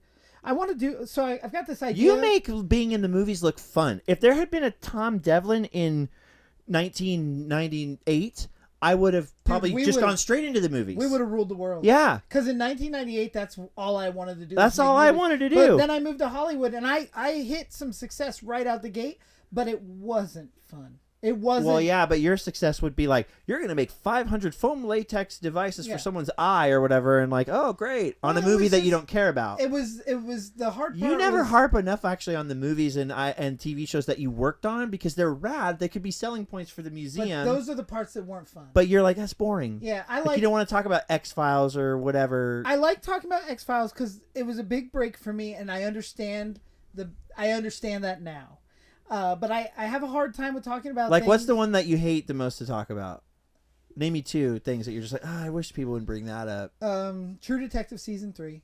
And to be fair, I don't know what that is. yeah, it's some show on Cinemax. I missed that one. some show on Cinemax people are real obsessed with. I made one. But you thing. you just worked on some big stuff. Yeah, You're like, whatever, I don't care. But I do care. I didn't move to Hollywood to make Terminator 3. Right. I moved to Hollywood to make The Toxic Avenger. Like, I like That's awesome. low budget crap movies. That's awesome. And I you know, you say in one of your videos, oh, the king of the bees. I have now been labeled on Film Threat. They called me Tom Devlin, the B movie baron of the Nevada desert. Dude, there's no higher accolade. That is awesome. And that's all I ever wanted to do is make B movies because I actually hate this is going to get me canceled. No, this is rad. I hate Mystery Science Theater 3000. Because I never saw it. I missed that time period. I don't like that they would make fun of these movies that people went out and made. And it works better now if it's like podcast commentary track or Red Letter Media or something. Kind of, but sometimes the things they say was something about it back then harsh. that was like, yeah. And I'm like, even especially on the YouTube. I never really watched it that much. I've seen clips. When they rip apart a movie because it's silly and dumb, like Plan 9 from Outer Space is my favorite example. Everybody wants to say Plan 9 from Outer Space was the worst movie ever made. It's a total piece of crap. But that makes it fun. But it's not the worst movie. The sound is perfect. The video is beautiful. Dude, I love There you. is so much. You have the best way of looking at everything. But have you watched a movie with bad sound? That makes it the worst movie you've ever seen. Oh yeah. And if you watch a movie where the camera, but sometimes I love it. Did you ever watch Suburban Sasquatch or like those movies? Yeah. Sometimes bad sound is funny. But I have a hard time when somebody's out there trying, like Ed Wood tried to make great films. Well, to be fair, we're still talking about Ed Wood. Exactly. Nobody forgets. And that's the Dang, thing. he brought it full circle. That's the thing. Ed Wood was running around Hollywood Boulevard with no permits, making movies on his own, and we still talk about him. Bride of the Monster is freaking classic. And I just feel like I don't know where I was going with this. Oh, when I moved to Hollywood, I wanted to make silly, fun movies that are just fun punk movies, cool. you know?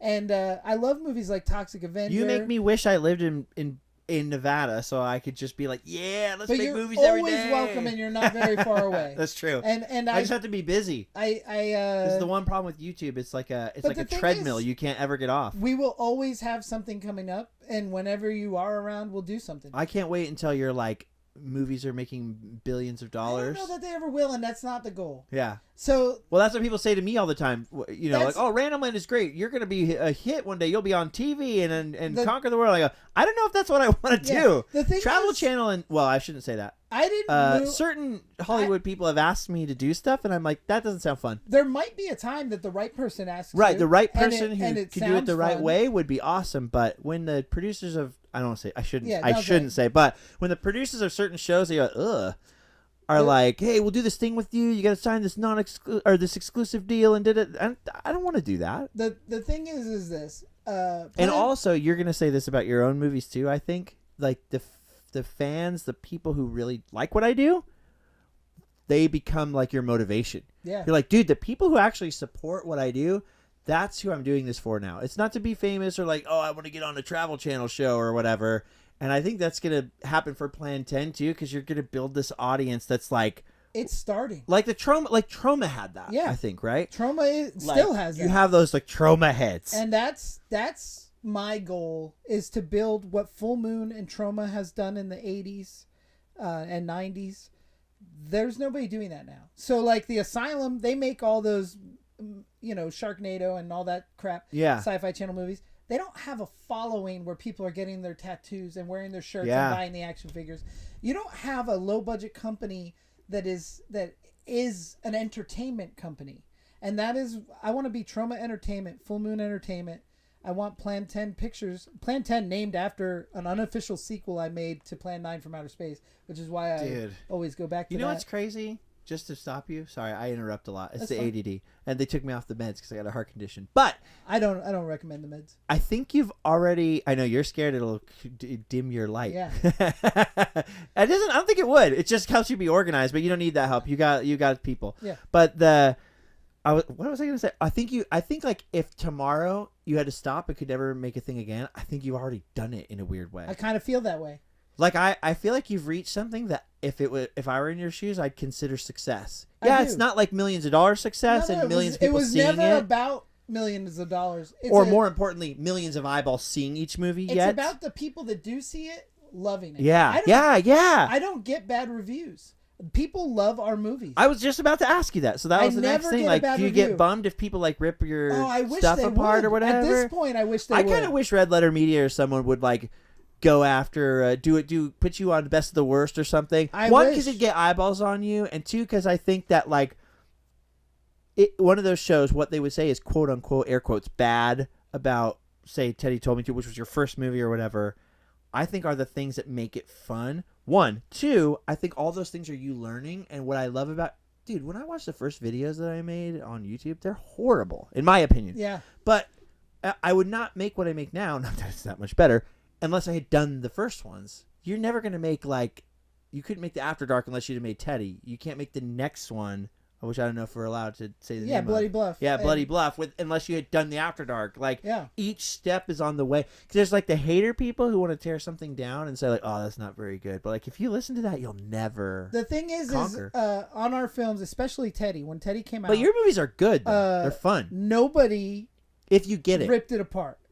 There was people that said this wasn't for me, but you could tell these people were having so much fun making it, and there's we like get that a lot. I got a couple of people because the Randomland thing, and they knew I was in it, who watched it like I don't get it. Yeah, and like, well, you have to be into a certain type of horror movie to get this movie, and that's all it's made for. Yeah, and that's why I don't. Same care thing with the After Dark. I know there's people who might watch it because of me being in it, who are gonna go, well, I don't get it, right? And it's like, well, you got to be a fan of it's not for you. Suburbia and wrestling and wrestling and punk rock weird vampire movies and the Lost Boys and definitely probably a little Ed Wood in there. If somebody likes Blade, the Lost Boys, Interview with a Vampire, and WWE, they're gonna love. Also, I think people are gonna love your stuff. Well, you got to kind of be into horror and stuff, but if you have an imagination. This is what I always say. Like, people are like, well, if you did this and this and this, maybe more people would watch you, get more views. And I go, but I want the people who watch me to have an imagination and get it. Yeah.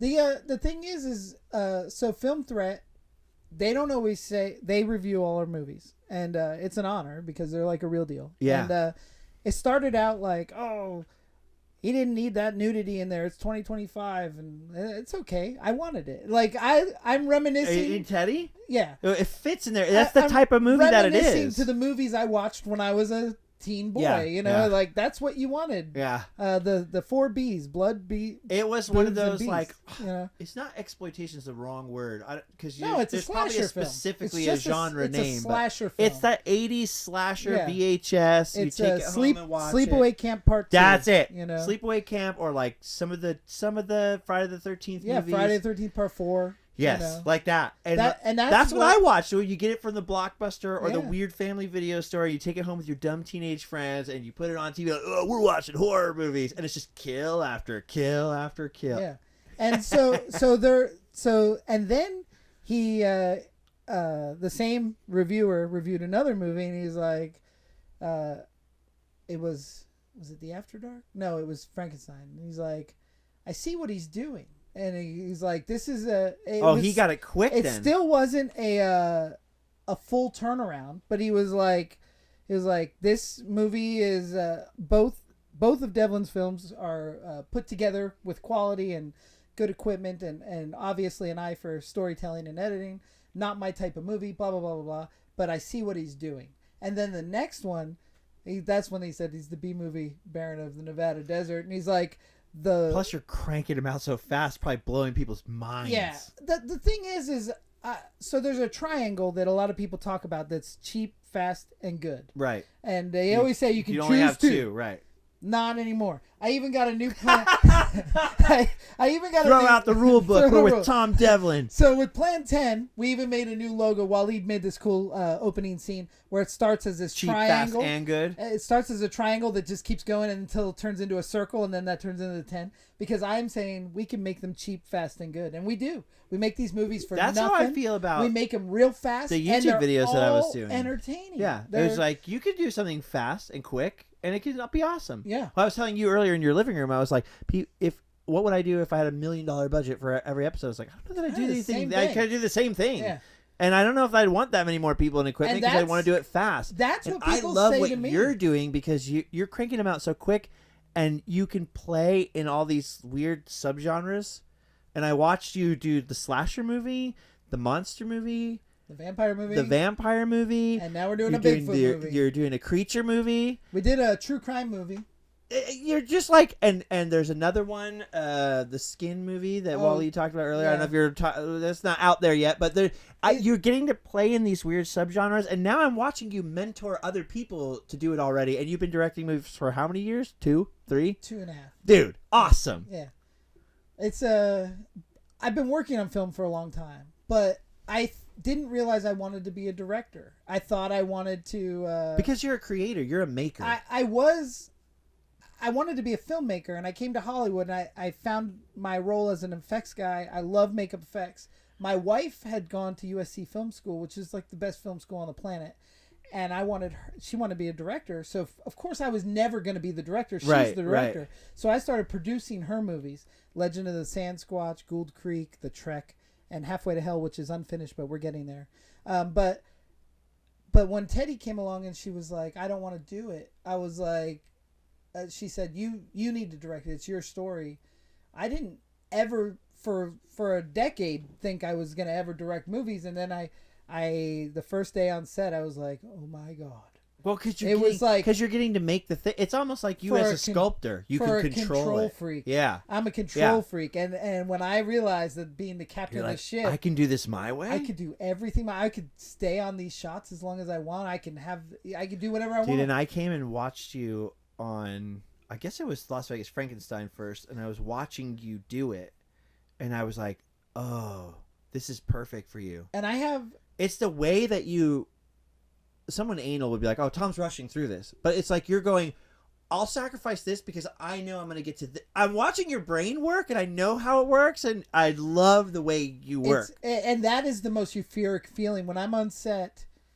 This has turned into an interview about me, but we'll get. But I like that. But when I'd rather it be about you. When I'm on set and putting the pieces together in my head and cutting this and getting that and doing this, that is like, I love to build art out of garbage and like refound items. And then when you're in the editing room and you didn't quite get everything you needed, but you got most of it, I like to make it work. Like I really love to put it together. So whether anybody who goes to some fancy film school or somebody who fashions themselves a cinemaphile thinks that my movies are par, I don't care, because this is my art, and the people that do love it, they love it strong. I love like your process. I love the part that nobody's seen. That's why I film so much behind the scenes stuff when you're doing the After Dark, because I just love your I think I'm the opposite. Like, I put that featurette on our Blu-ray. Some of the videos I do are literally like, I did a whole road trip across the country where I was like, I have no idea where I'm going. So I'm like the opposite of a control freak. I just like to kind of just go with the flow, and see where it takes me. So I like from the outside watching you work, where you're like, I know exactly what I want. Yeah. Let's do this. No, not like this. Think this and da da da. Like you were talking about when we were doing the After Dark, and you're talking about like, okay, you're trying to explain to people who weren't in that scene. You're 14. How to not make it look fake. You're at this show. It's the best night of your life. You're with your best friends. It's this and this. Your favorite band is on. It's your scene. It's your community. This is our space. It's like the Goonies speech. I was like, it's our time down here. Our time.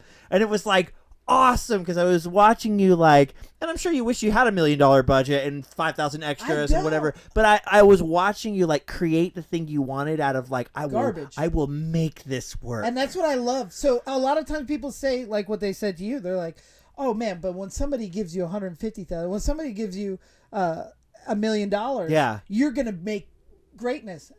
I don't want it. If somebody offered me, you'd want it a little. No. If somebody offered me $500,000, yeah, I would make 5 movies. I would not. I know you would. I would not make one movie. I know you would. And I would shoot them in 5 to 6 days. That's so funny. 5 to 6 days with 3 days of pickup, so about 8 to 9 days. Because that rules. Now I want to give you $500,000 because if I I don't want to make a movie for 20 days. I'm done. That's awesome. 5 days. I kind of feel like that when I do. This is totally something that shouldn't be in this, but I feel like that when I do wood carving. Of all the things in the world, I realize more about myself making weird YouTube videos and even music as I've been doing the wood carving of all things. Because sometimes, the crappy piece of wood, I like fighting it. Yeah. When it's hard to carve this thing out, and I'm banging on this thing, it's cracking, and I got to glue it back together, and I'm fighting this thing. It's yeah. That's the real art or something. When it's easy, it's yeah, it's easy. I don't know. It's boring. When you have $1 million, first of all, and I see you fighting the world every time you make a movie. You're fighting everything, budget, weather, your extras for your crowd scene are leaving because we got to go to work tomorrow. There is no schedule. Everything's off the schedule. You got props from the 99-cent store. Half of them broke. It's the most amazing. But you're you never lose the stoked. No. Dude, you were hopping around on your broken leg, telling people how to mosh, on your cast, hobbling around, directing a movie, and you were stoked. I would have been. I'm telling you, I would have been I would have been using the A word a lot. I got anxiety. Yeah. I can't think. I would have been oh, everybody's bummed. All these people are going to be bummed that they're here. Life. But I had so much fun watching you be stoked, made all the rest of us stoked and happy to be there in the cold. Do you remember freezing. When I stopped everybody and I was like, this is how you mosh. No, I stopped everybody. I was like, everybody who is trying to achieve a dream of being a filmmaker, or being in movies or making art, we're doing it now. I forgot about that. Yes, I do remember that. Don't take this moment for granted because this is awesome. It was awesome. And the rest of us were all cold. Oh, it was freezing. Tired. It was 2 in the morning. Yeah, but watching you was the part that made every single person there pumped. But it was that's why I don't want $1 million because comes the union. First of all, you got to fight off the union. If you ever get a chance. Oh, I don't mean for that. I just mean I bet you wish you could build some awesome sets and stuff sometimes. No. Because or have the car chase. If you have $1 million to make a movie, it is no longer your movie. It's the who that gave is you, true. Who gave you that $1 million? That is true. And so then you're gonna hire some fantastic actors and some fantastic camera crew. That camera crew just wants to flip union. Yep. They don't want to make a $1 million non-union movie. Yeah. They want to make a union movie. So I'm not gonna hire that camera crew. I'm gonna bring Corey Clear. I'm gonna bring my guys. Corey's awesome. You know. And Corey always looks stoked to be there too. By the way, he is because this is his second lease on life. He went to film school 16 years ago, but he's been working for the city of Seattle as a videographer for that long, but that's not creative. He is now living his film school dream. That's why I don't want to do even media invites from certain companies that shall not be named. I don't want to do that because I'm going to have to do what they want me to do, and then I'm not doing the thing that I want to do anymore. Right. And I'm not being honest, too. That's that little bit of punk rock blood. You know what I mean? I'm to do what I want. Yeah. But so I only accept them from companies like Knott's Berry Farm. They don't tell me what to do. I love Knott's Berry I could do whatever I want. They'd be like, cool. I just really feel like with the I just budget, the freedom and the independence. The budget, but also everything you make is your art. It's now a piece of art. And it lasts. And when I Not to be gatekeepy about what's art or not art, but when you have to actually physically make the props, you're telling your actors who aren't even actors sometimes, okay, I want this, and you're explaining the story to them. You wrote the story, or your friends wrote the story. You collaborated on a story and script together. A lot of times your wife, even your family's making a thing. That is art. I can't say what isn't art, but I know art when I see it, and people don't have to love the After Dark, but that is a work of art. Yeah. And it's fantastic. But that's exactly how I feel about all of it. So when you say when somebody bags on it, or in your own situation when other people are becoming successful off your efforts. Yeah. Like, listen, it's gonna happen. People are gonna imitate our movies, and they're gonna. I'm waiting for the Plan 10 ripoff because it's coming. It might already have been done, but there are people. I'd like to see somebody outwork you though, dude. Not. I'm ruining your point, but I'd like to see somebody like you're a maniac. I don't think they can, and that's why it will never affect whether You're a beast. or not I love what I've made, and then I hope other people like it. And in order for them to like it, they have to see it. My biggest hurdle is how do I get eyes on That's the why I movie? wish you had $1 million just for advertising even. And if there was some at this point I'll never trust another publicist. So it's not even like if I had a publicist come to me and say I'll do it for free, I would say sure. But I've lost more money than the budgets of my movie trying to spend on getting it out there. If you had been doing this in 2015, I think social media already would have worked to help you spread it everywhere. But now, literally, the algorithm is targeted towards advertisers or things that are already successful. You see especially since COVID, every like actual celebrity and movie producers and stuff having YouTube channels. Survivor Man, he's going to make his show now on YouTube because why wouldn't you? And like it prioritizes that versus the independent whatever on purpose. They do it on purpose. So it's hard to figure out how to get people to see that. I feel like that too. Sometimes I make a video and be like, wow, you're so successful because your thing got 10,000 views. But I'll have other videos in the past, the same type of video that would have got like 100,000. But could you imagine? It's hard not to get bummed because you're like, I know there's 90,000 people out there who would have really liked to watch this who aren't seeing it. And it must be even harder for you because you're like, dude, I know there's millions of horror movie fans out there who would freaking love this or that or the other thing. So I toured Teddy across country. And we filled 13 and people theaters, loved it. And they loved it. I just don't have. That's such a theater movie too. That'd be so fun to watch in a theater. I don't have the time or the resource to do it with, say, the After Dark. But all I can do is keep making them, and people will discover them and tell their friends. Yeah, and it's just the After Dark needs like a punk rock bowling like booth or something. You get like something. Because if the After Dark had existed when I was 12. Or not 12, maybe like 13, like when I was getting into like punk and I'm like trying to watch Decline and Fall. I would have watched it over and over. Every day. Like, this is punk rock. That's how I feel when I watch it. I'm like, I would have watched this movie every day. You know how many times I've seen SLC Punk? Yeah. And SLC Punk, for as good a movie as it is, it's a good movie and a horrible movie and a great movie all at the same time somehow. I think it's awesome. But I love it. So it's hard for me to be objective. I think normal people are probably like, huh? Yeah, that's not for them. That's exactly it. And the director lived that life. So, like, if the After Dark had existed when I was watching SLC Punk over and over again, I would have watched it. That would have been on the loop, too, with it. It's like, Suburbia. Suburbia is, like, one of the best. Yeah. And I watch Suburbia now, and I'm like... It's dark. If I had never been a punk rock kid, I would not get this or understand it. But I love that movie. It's really dark. Because it's strange, like, so, like, you know, Allie, my fiance/wife, really, basically, like...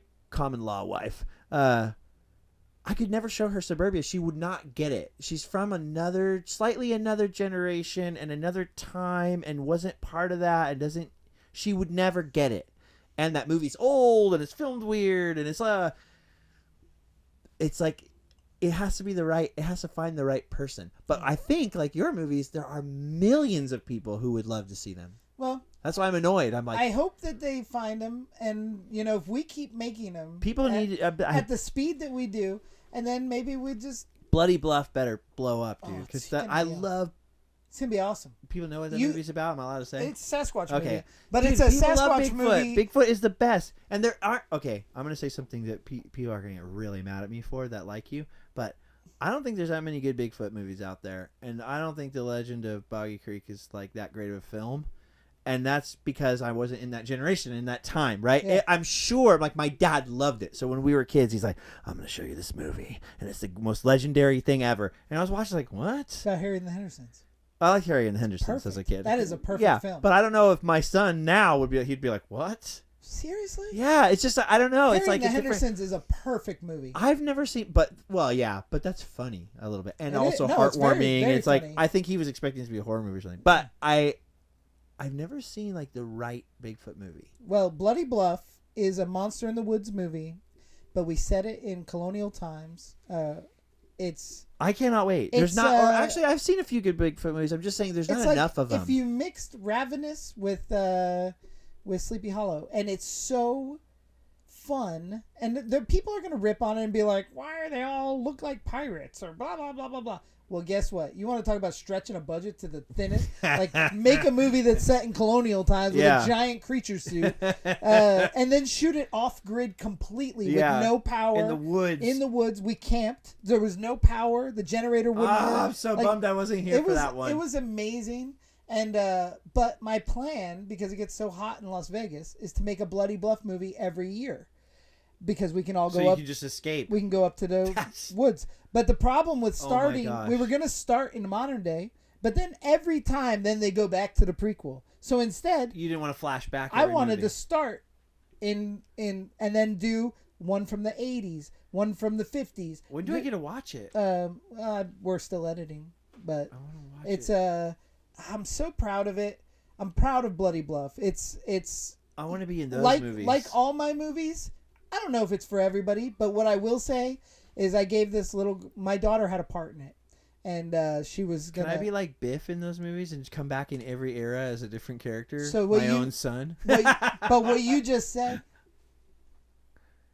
my intentions are all the. Oh, dude! Because we work with the same people all the time. Yeah. So it's just they all come back in different eras. That's awesome. And as similar characters. I can't wait for people to find out about Plan 10 because I feel like it's going to attract like talent too that's out there. There are people out there right now that were just like you going, dude, I want to make movies, or just like me, like I want to make a band, I want to do this, who are going to find this and go, I've got to get out to Boulder City of all places in the world. I've got to be part of this. Yeah.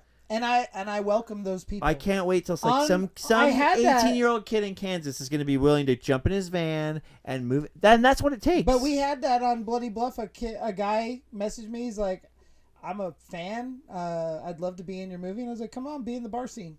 You know how I am. I'm like, you want to show up? Show up. But I mean, like, there's probably going to be like VFX artists. We'll see. There's going to be camera people. We'll see what happens. The thing is, we are a tight-knit crew, and part of my process, the part of my personality kind of comes first a little. Is 5 people on the crew to worry about. Like, you know what I mean? Like, I can't have. You don't want 20 people because it's too much of a headache. But we do have a great group, and we are all very motivated. I've already seen you like elevating people. Yeah, because you got like Waleed is like, okay, on this movie, Waleed, you're going to be squirting blood on people, helping me with the makeup effects, and then the next thing, and doing like credit art and a little bit of music, and then the next one's like, you're directing that. Well, he wrote a movie. He wrote me a movie to direct. It's called It Steals Your Skin, and it's awesome. And I was stoked, but then his 40th birthday came, and I said, "What do you want for your birthday, man?" He goes, "I want to direct a movie." And I was but that's rad that you're like, okay. And I was like, that was a tough one to let go because that script is good. And I was just like, okay. So here's the thing. I'll give you It Steals Your Skin to direct, and I'll produce it. And then we went out to Nelson Ghost Town and shot this movie. I love Nelson. And Corey had gotten a new ND filter for his camera, my camera that he buys all the lenses for. And I'm looking at the footage of Nelson through this. We have a Blackmagic 6K. Yeah. It's a pretty nice camera, but it's entry level, but it's awesome. If you know how to use it, it's awesome. And I'm looking at these shots and I'm like, this is the most beautiful movie we've ever made, and I'm not even making it. So that's why I was like, I gotta go make this colonial movie in the woods because I need a beautiful movie. But you like hype up everybody around you. Like you take the weird punk rock kid from the town and you're like, come work at my monster museum. And if anybody shows any drive or any talent at all, you are like, I want to turn you into something awesome. Or I don't want to turn you into, I want you to be the most awesome version of you. It was not easy. I'm a control freak. It was not. I've produced movies for my wife, which is a whole nother experience. Although Lola and Waleed are wired very similarly. They're both mega talented, mega capable. Waleed is so and they need a push. Talented. They need that. They need a producer behind them. Sometimes I wish you were my neighbor so I could get a push. And on set, like, it was difficult for me to let go of the reins because I have such momentum of these movies. And I was hard on some situations that I could have probably lightened up about, but at the end we made such an incredible movie. Another highlight to that film was we brought a new cast member in, Robbie, who is Ashley's real life boyfriend. Fiance. Oh wow. Her real life fiance. I didn't know she had one. Yeah. I never met him. So he wasn't part of this circle, and I use Ashley so much. I wanted to share the experience. Yeah. So we auditioned him. We didn't just give him a role. We auditioned him. We almost, weren't sure if it was going to work out schedule wise, but Robbie stepped onto that set. He's never acted before. He's never showed interest in acting, but he has such charisma, and that just like, I don't know, man. You know the way that I don't want to compare him to Luke Perry, but like Luke Perry was a construction worker that got offered a job at a red light on 90210. Yeah. And he showed up as a day player, and then Dylan McKay became a character on the show. Right. And Robbie showed up. He's a construction guy too. He met the challenge, basically. But he showed up, and he knew every line. He knew other people's lines, and he had so much confidence and like commanded the role. And I was like, wow, this is special, but it's in Waleed's movie. I had a hard time. I kept saying Waleed's movie, but it's still my movie. Yeah. I produced it. I paid for it.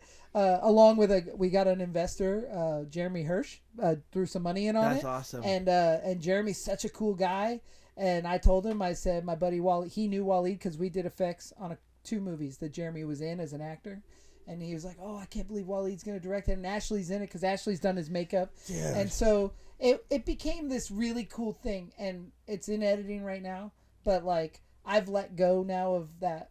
I mean, I got over myself. But it was tough. That was hard. And I don't want to do it again. Like, I don't. If you told me right now, man, I want to direct a movie, I'd be like, well, let's do it together. Yeah. Like, I wish I would have done it together instead, but at the end of the day, Waleed is brilliant. I can't wait till you get bored and you get bored of horror movies. You're like, I'm gonna do just a straight up comedy one day. That's when I'm coming. So I've got he's one step ahead. Two scripts already, but two steps ahead. One is so good. My buddy Josh Cornell, who you've met. Yeah. Josh is a brilliant writer. He's writing me a horror film right now, but he wrote The After Dark with me and my wife. Oh, yeah. Okay, I was like, where did I know Josh from? He's in The After Dark. He plays Philip. But Josh and I go way back to when we worked in a movie theater. Right. And he wrote a script called Ushers about us working in the movie theater. And like you let me read it. Oh, you read it? Yeah. So that's the comedy. And I don't read scripts. I told you. I can't. Something about the format. Like in high school, you're trying to read a script for Shakespeare. Comedy that I am like, that movie could be Clerks. No, that's what I'm saying. I can't read scripts, dude. You don't understand. Like play format, anything. Like, oh, I can't read it. And I'm a reader. You sent me that, and I went, okay, it's just really important to Tom. He's like telling me all the backstory in this. I started reading it, and I read the whole thing. Like, this is so awesome. It's awesome.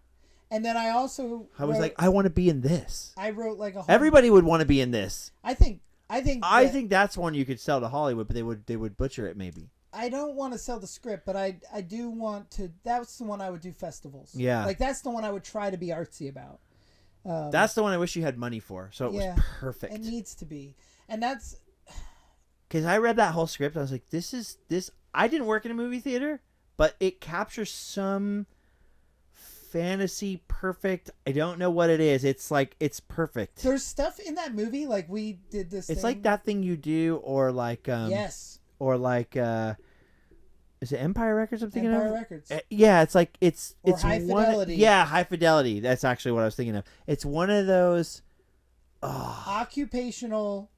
Or Clerks. It's like it's perfect. There's a thing that and even if you didn't have that thing, it's perfect if you had that job, but it's like the job I wish I had in high school. In that script, there is some stuff we do called the Usher Olympics. And I met a guy here at the museum who grew up in Indiana working at a movie theater, and I started telling him about it, and he started finishing my sentences about the shenanigans they did were the same shenanigans we did. And we didn't know that. There's no network of like it's Usher so cool, shenanigans. Dude. But the Usher shenanigans, everything in that script is real. And like seeing myself portrayed at a young hotter head version of myself. It was a young, sexier version of myself. There was something very special about that script. And then I really want to make like a cheesy Hallmark movie. Like I want to make that's awesome. Like the rock stars out on tour. You have to do that in Boulder City. Because it's so cute. I'm gonna base it around the flower shop and the skinny bar. I was running around today filming and being like, it's so cute here. Yeah.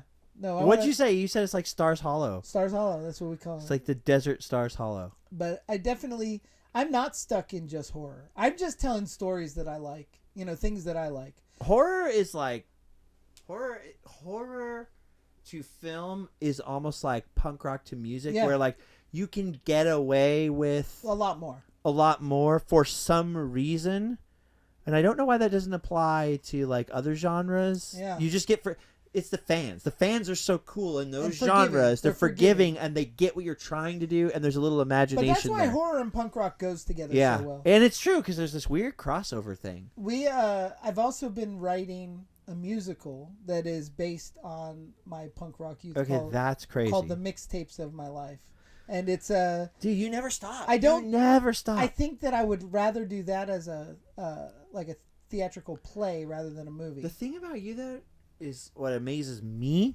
is that because you might say like, oh, you never stop either, but I'm just me. But you're able to rope people in. Like you've got all these great collaborators. You're able to get great like. I don't know how you do it. I can't wrangle a team. I feel But you don't try. That's true. But I did in the band, and I hated it. I hate being in charge of other people.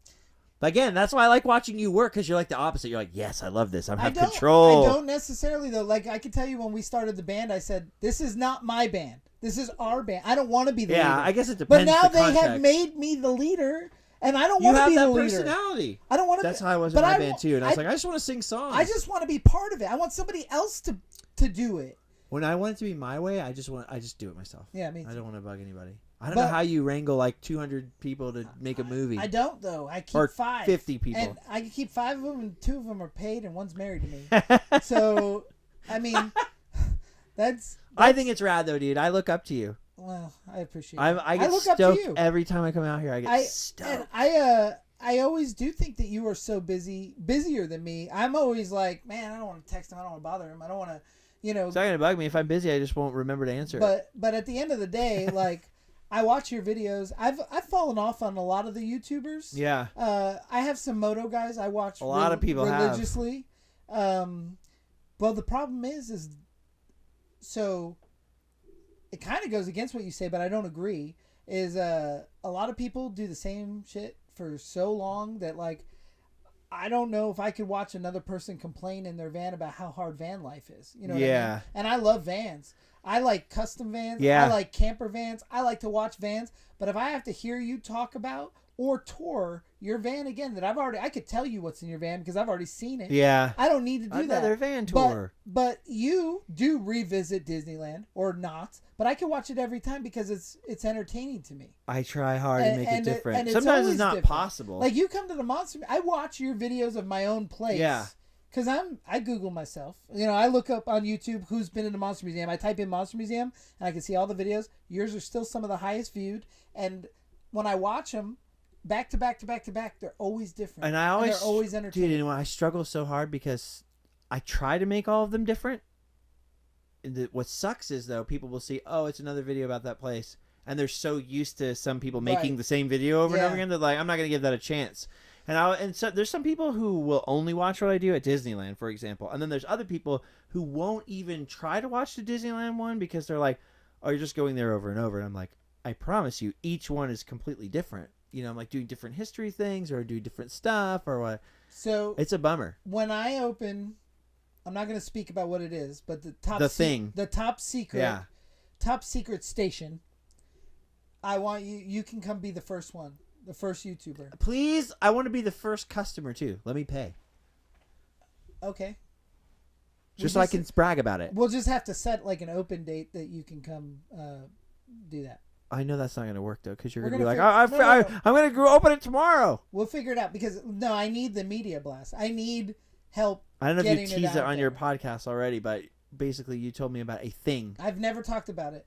No other person knows about this other than you, Kayla, and with Wally. an idea that I think and I'm jealous of because I wish I could do it, and it's awesome, and it's like one of my favorite things that you've ever came out of your mouth, and I cannot wait for it to be real. And because it's you, I know it will be real. If it was somebody else, I'm like, oh, that's a neat idea. Hopefully that works out. But it's you, so I know that even if you have to build it in a trailer you drag around the streets, it will come to life in some form or fashion. And knowing you now, you have way more confidence now than you did 10 years ago. You're going to be like, no, it's going to be out of this world, and it's going to be incredible. And I can't wait to be part of it and go to it and touch it. I had a lot of confidence back then, too. I just didn't know you that well. See? What I like about the Monster Museum is I'm allowed to touch things in there. Yeah. No one else is allowed to touch them. But I don't yell at them if they do, because I don't want them to write a bad review. I even have some little traps in there that like. I want to come back and do this podcast again. Oh, every time when I'm like awake. Whenever you're here, I would do this podcast. I will be back. Well, anyway, I'll be back. Yeah. No, this podcast. The whole idea is to sit down with my creative, fun friends, share my experience, their experience, our experience together, and like I had my buddy Chris, my tattoo artist. It's gonna be like 6 hours long because you and I are both. Yeah. We could cut it out. Don't cut it out. Keep it all in. No, I mean like we could be done here soon if you want. Oh. I don't know how long what time it's is been. it? Oh yeah, I probably have to be done soon. Okay. But before we wrap up, how long have you been doing professional YouTube? No job. Dude. Well, I didn't have a job to begin with because I was in a touring band, and then I was not diagnosed. I had like something wrong with me. I was super sick to the point where I was like able to be put on disability. I was able to be put on disability for like psychological stuff I was going through, much less like physical stuff. And then I didn't want to do that, right? So I was like, I'm going to do graphic design jobs at home on the side and this, trying to stay in my band. I was sick all the time, which is part of the reason probably my ex started to just hate me.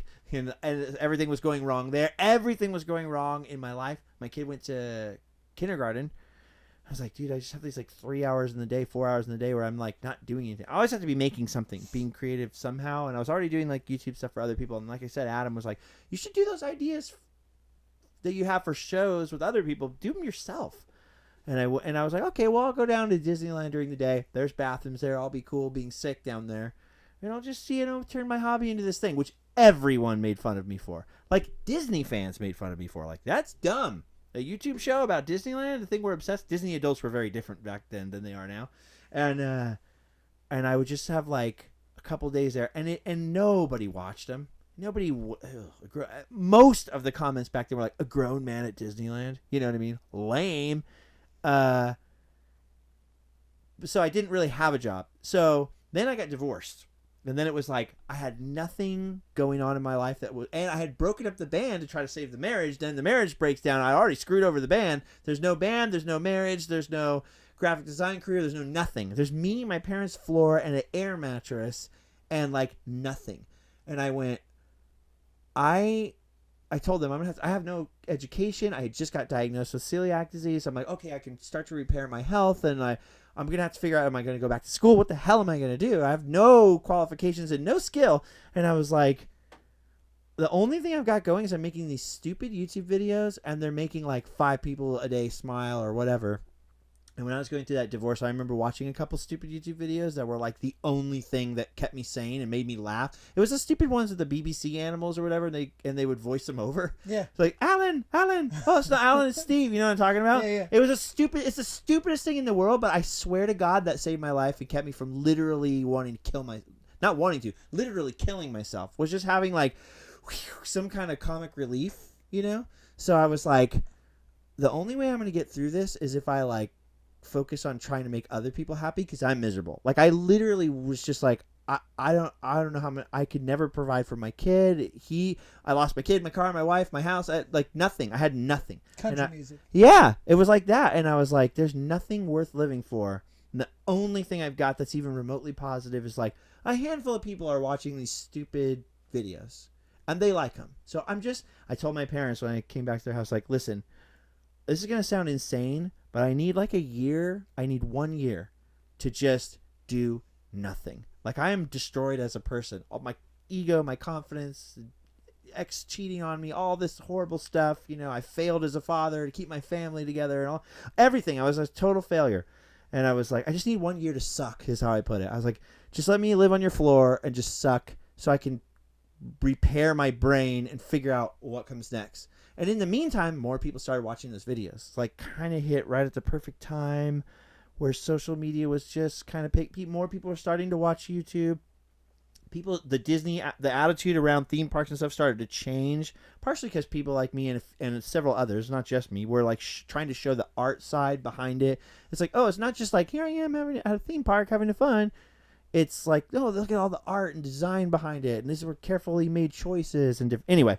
So it started to like kind of go somewhere. I knew it was like working kind of. I didn't know where it was going, but I knew it was kind of working, and people were liking it because people started to copy it. And I was like, oh, that's interesting. Like, why are people Oh, and then people stopped being like, oh, this is lame. People are like, oh, this is kind of cool. And then I hit the sort of end of that year. I was getting pretty close to the end of that year. And it doesn't make any money, right? I still make way less money than this people with the same amount of views as me and everything else because I'm not trying to game the algorithm. Right. And I'm not trying to – I don't take any sponsorships. I don't take any kind of anything like that, you know. And I don't do any ad reads or anything. And none of that existed back then anyways. You could barely get monetized on YouTube. And it was like nothing. So towards the end of that year, I went, all right, I was doing like live streams on Periscope. Before live streaming was the thing, I would do 8 hours a day of live streaming, also on top of the vlogs, on top of the regular videos. So I was pulling like 18-hour days, just filming stuff nonstop, whether that ended up in an edited video, an unedited vlog, because I had 2 channels at that time. And I probably had the most out of anyone that was just like Disneyland only. The most subscribers and all that kind of stuff. People way past me since then because I actually quit the first channel I had. It got too many subscribers. I was like, this is too much. And I quit it. People are like, you're insane. I had like 80,000 subscribers when that was more than anybody had except and those why'd POV. You quit? I was like, this is too much fame for just Disneyland, and I don't want to be stuck just being the Disneyland guy. I like want to do other things too. So I just quit. I didn't tell people I kept filming, but I just switched it to a different channel and didn't tell anyone. It was weird. What was the first channel called? It was called Live Fast Die Poor was the name of it. It was named after one of the Scarred albums, just because I had that account, which was sort of stupid. So anyway, then I was doing those live streams. And I just remember telling people like, well, we're getting pretty close to this being done because it can't make any money and I feel more repaired now. I feel like I need to figure out, like, am I going to go back to school to be a therapist? That's what I wanted to do because, like, I had needed a lot of help, and I got a lot of help. Turns out, though, the biggest help ever was getting divorced, even though I didn't want to get divorced. Once I was divorced, I was like, oh, when somebody's not being really mean to you every day, you have a lot more confidence and you feel better. Anyway, so I was like, okay, maybe I'll go do that. I love like history, and people always told me my whole life, you'd be a great history teacher, you're so passionate, but I'm not good at school, I'm not good at the system. I'd be a horrible teacher in a system.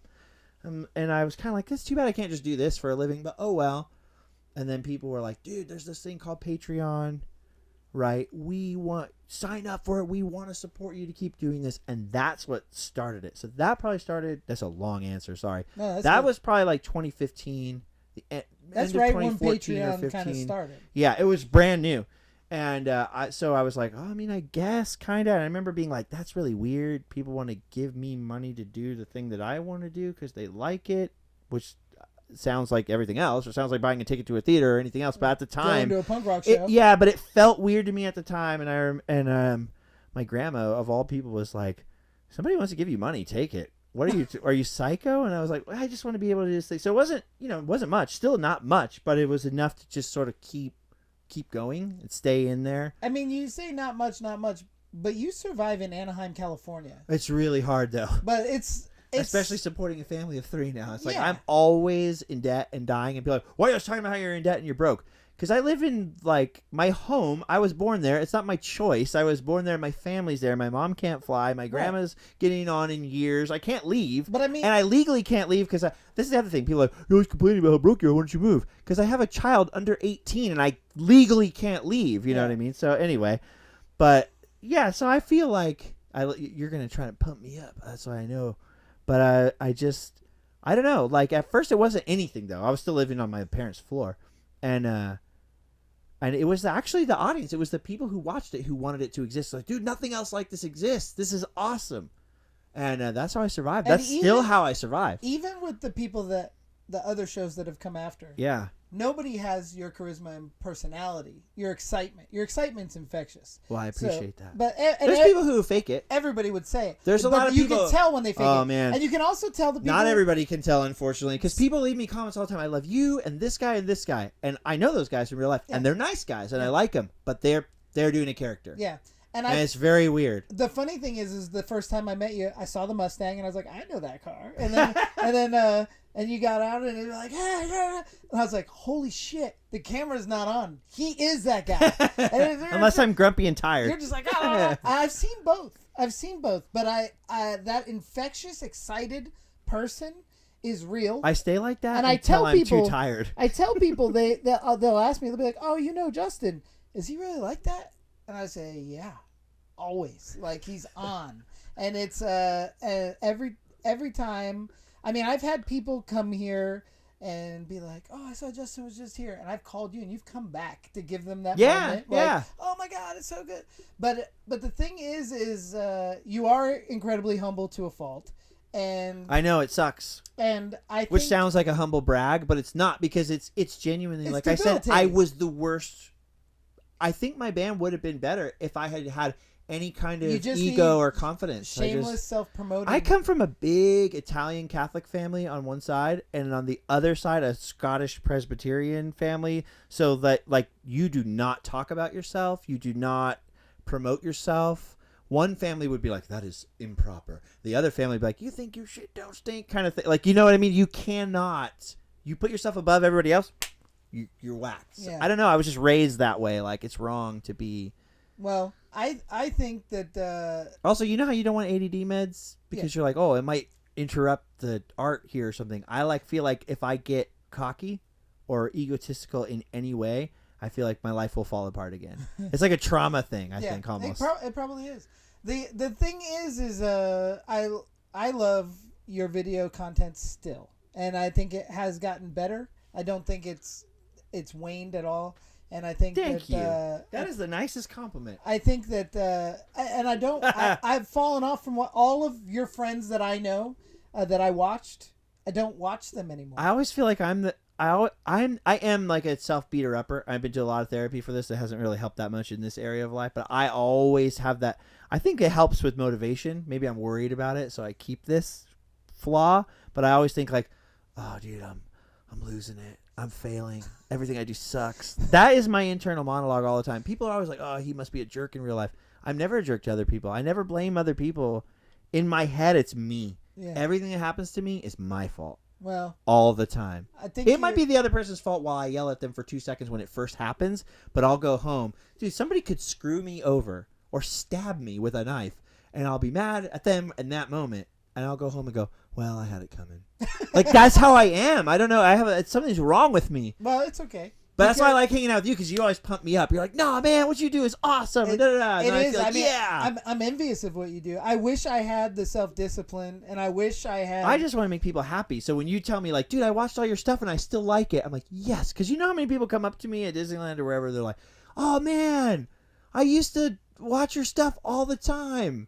They're like, why would you say? Why do you say it like that? And I go, they're still there. You can still watch them. Like, And some of them is because it's like, well, I really mostly watch TikTok now or whatever. And some of it's like, well, there's 50 other Disney filming YouTubers or whatever, and that's all they do. And I just want Disney stuff. And you're like running around on Route 66, you know. Oh, but awesome. So when somebody tells me like, dude, I'm still watching, I'm like, dude, yes. That guy's house with all the mannequins that you went in. Oh, Paul. Oh, that's awesome. Dude, you got to meet that guy. The thing is, I don't need to meet him. You know That's why? true. You because know him. You are him. I watched your video. He's awesome. I don't need to watch him. I don't need to meet him in person because I watched your video and I live vicariously. My dream is to rip you off / be inspired by you and just move to some weird town and open some weird roadside attraction with like some weird pieces from my friend Paul. And some. I gotta have a Tom Devlin original one day. It's like that's another goal of mine, bucket list. But I know the only way I'm gonna get that is it's gonna be a movie prop you don't need anymore at this point because you're like full movie prop guy, or movie making guy. But I think that I always tell Paul he should have started like a wax museum, but he's like, whatever. He just does it for the pure love of doing it. It's awesome. And you know, one time I love, you were at my place and you were like, I gotta go see this guy. I don't even want to go. It's gonna be dumb. I don't even want to go. And we started this show. You're like, I freaking love Muppets. But you're like, I gotta go to this guy's got a Muppet collection. It's not even real. I don't even want to see it. I don't even know why I'm going there. And then that's how I am with everything. And then I watched the video, and you got there, and your eyes lit up, and your face lit up. I loved it. And the walls were awesome, and the chairs, and the stage, and you're just like, this is blowing my mind. Yes. And I was that excitement was genuine. I was the coolest day ever because I saw the other side of it when you that A word that you're like, I don't know if I want to. Yeah. It might ruin my childhood because it's fake and blah, blah, blah. And then you're like, what do you mean you're redoing this room? I'll have to come back. Blah, blah, blah, blah. And it was Andy Walmsley, dude. Dude, his and collection. I hadn't met him in person yet. That's how I always am. I'm like, I'm going to go over there. But it's less about like, I'm going to go over there and I don't even want to because that person. It's always me going, I'm going to go over there and I'm probably going to film this lame video and no one's going to care about it. You thought. But when I get to the place, it was awesome. I care. And I start to get so excited. I love seeing both sides of that from you. I love seeing the like, who cares? Why are we doing it? Tyler, we got to go. Blah, blah, blah. And then when I watched the video 3 days later, I saw how I was blown away by that place. Happy you were. And he was such a rad dude. And he was so cool. He was so into the Muppets. And that's what I wasn't expecting. I didn't know when I got there. I was like, okay, is this just some rich guy who's got a lot of Muppets? Like, that's what we're doing. But when we got there, he was like so passionate. Had this rad story about how he always dreamed of working for the Muppets. And then his first job was with Jim Henson. And then he had all these Muppets. And it wasn't just like, look at my collection. He's like, let's play with the Muppets. Oh, God, that was awesome. He let me be Sweetums in the Sweetum costume. I was like, this is... That's why I like your place. You're like, dude, let's make monsters. Touch monsters. Let's do monsters. The thing is when you saw his production design was so beautiful. It's so the good. Set work and everything. Yeah. And I thought... You know, Justin's always here talking about how cool it is, and then he goes there, and that's fucking beautiful. But that's a whole other thing. He's doing like America's Got Talent stages. That's and what I want to do. I want my... It's so crazy. But then you would need the $1 million, and then you would need the crew of 100 people. I can break the triangle. You know? I can break the triangle. But that's why I say when I say I wish you had $50 million budget, I don't mean I wish you had outside investors or a studio. Yeah. I mean I wish you were the studio. I wish I had a concrete truck. I wish these movies. I'm going to manifest this for you somehow. Allie's always telling me you got to manifest things. I don't know what that means, but I'll try. I manifest my whole life. I just want one of those movies to go Omega viral, gets on Red Letter Media, or it gets some. You guys got to tell the guys from Red Letter Media to watch some Tom Devlin movies or something. Yeah, everybody tell them, because I'll tell you what, Dead Meat. I think they'd like him. You know, Dead Meat, the kill count. Yeah. With James A. Janice. I have gone as far as having a personal friend of his deliver a package with my movie and my T-shirts, and he would love Teddy Told Me To so much, and it would get 100,000 views, and we would get known. I know. But I wish it would blow up. But what I want is one of those things to blow up so that you're making enough money off of your movies that you can fund your own movies on a bigger level, so that you could go, no, this one only needs to be $5,000. But if you were like, dude, what we need is some serious VFX with spaceships or whatever, you have $100,000 to do that. I wish people understood also how expensive this stuff is. Even what I'm doing is freaking expensive. What I am real proud of Bloody Bluff is the first movie paid for solely from profits of Plan 10. I love that. I didn't come out of my wallet at all. But what was the budget then? I didn't come out of anybody else's wallet. I don't know if you want to keep that in, but I'm not going to tell you how much the budget was. I'll tell you, but I won't keep it in. I'll tell you afterwards. But it's going to be shockingly low because you always do so much with so little. But we made a colonial period piece film in 5 days on location, and I built a tavern. And one thing that I'm so happy about is Mackenzie Westmore from the Face Off show. Hold on, I'm buzzing. Mackenzie Westmore, who's the host of Face Off when I was on it, is an actress in the movie. That rules. One of the leads, and we hadn't seen each other in years. That rules. It's like such this cool movie, and it was all paid for with proceeds from After Dark, Teddy Told Me To, Las Vegas Frankenstein. That's what I want, but I want that to the 10th power. That's all. Yeah. No, we're getting there. I don't want you to have outside investors unless they're your buddies who totally get it. Exactly. But I want you to have millions of dollars. I'm pretty much done. We just bought. And you know how you said if you had what is it, $500,000, you do just like 10 movies? Five Yeah, movies. 5 movies. Yeah. I want that. That's what I want. 100,000 is the perfect budget. Perfect budget for me. I don't need more ever. That's so cool. But I want to wrap this up. But I appreciate the heck of you taking the time and talking. Dude, and it was awesome. And I just showed up anyways to hang out with you. I was like, that's the day I'm earmarking. I'm gonna go give Tom the special delivery tiki. Yeah, and Justin made my wife a tiki for her. And you made me something that I won't divulge, but you made me something, and it was like, yes, I'm gonna hang out with Tom. And I had no other plans today because I was kind of like, I got until dark, and I know if I see Tom, unless you're busy, I was like, I'm gonna end up there all day. And you're like, you want to do a podcast? Like, we're just gonna be shooting the you know what anyway. We might as well.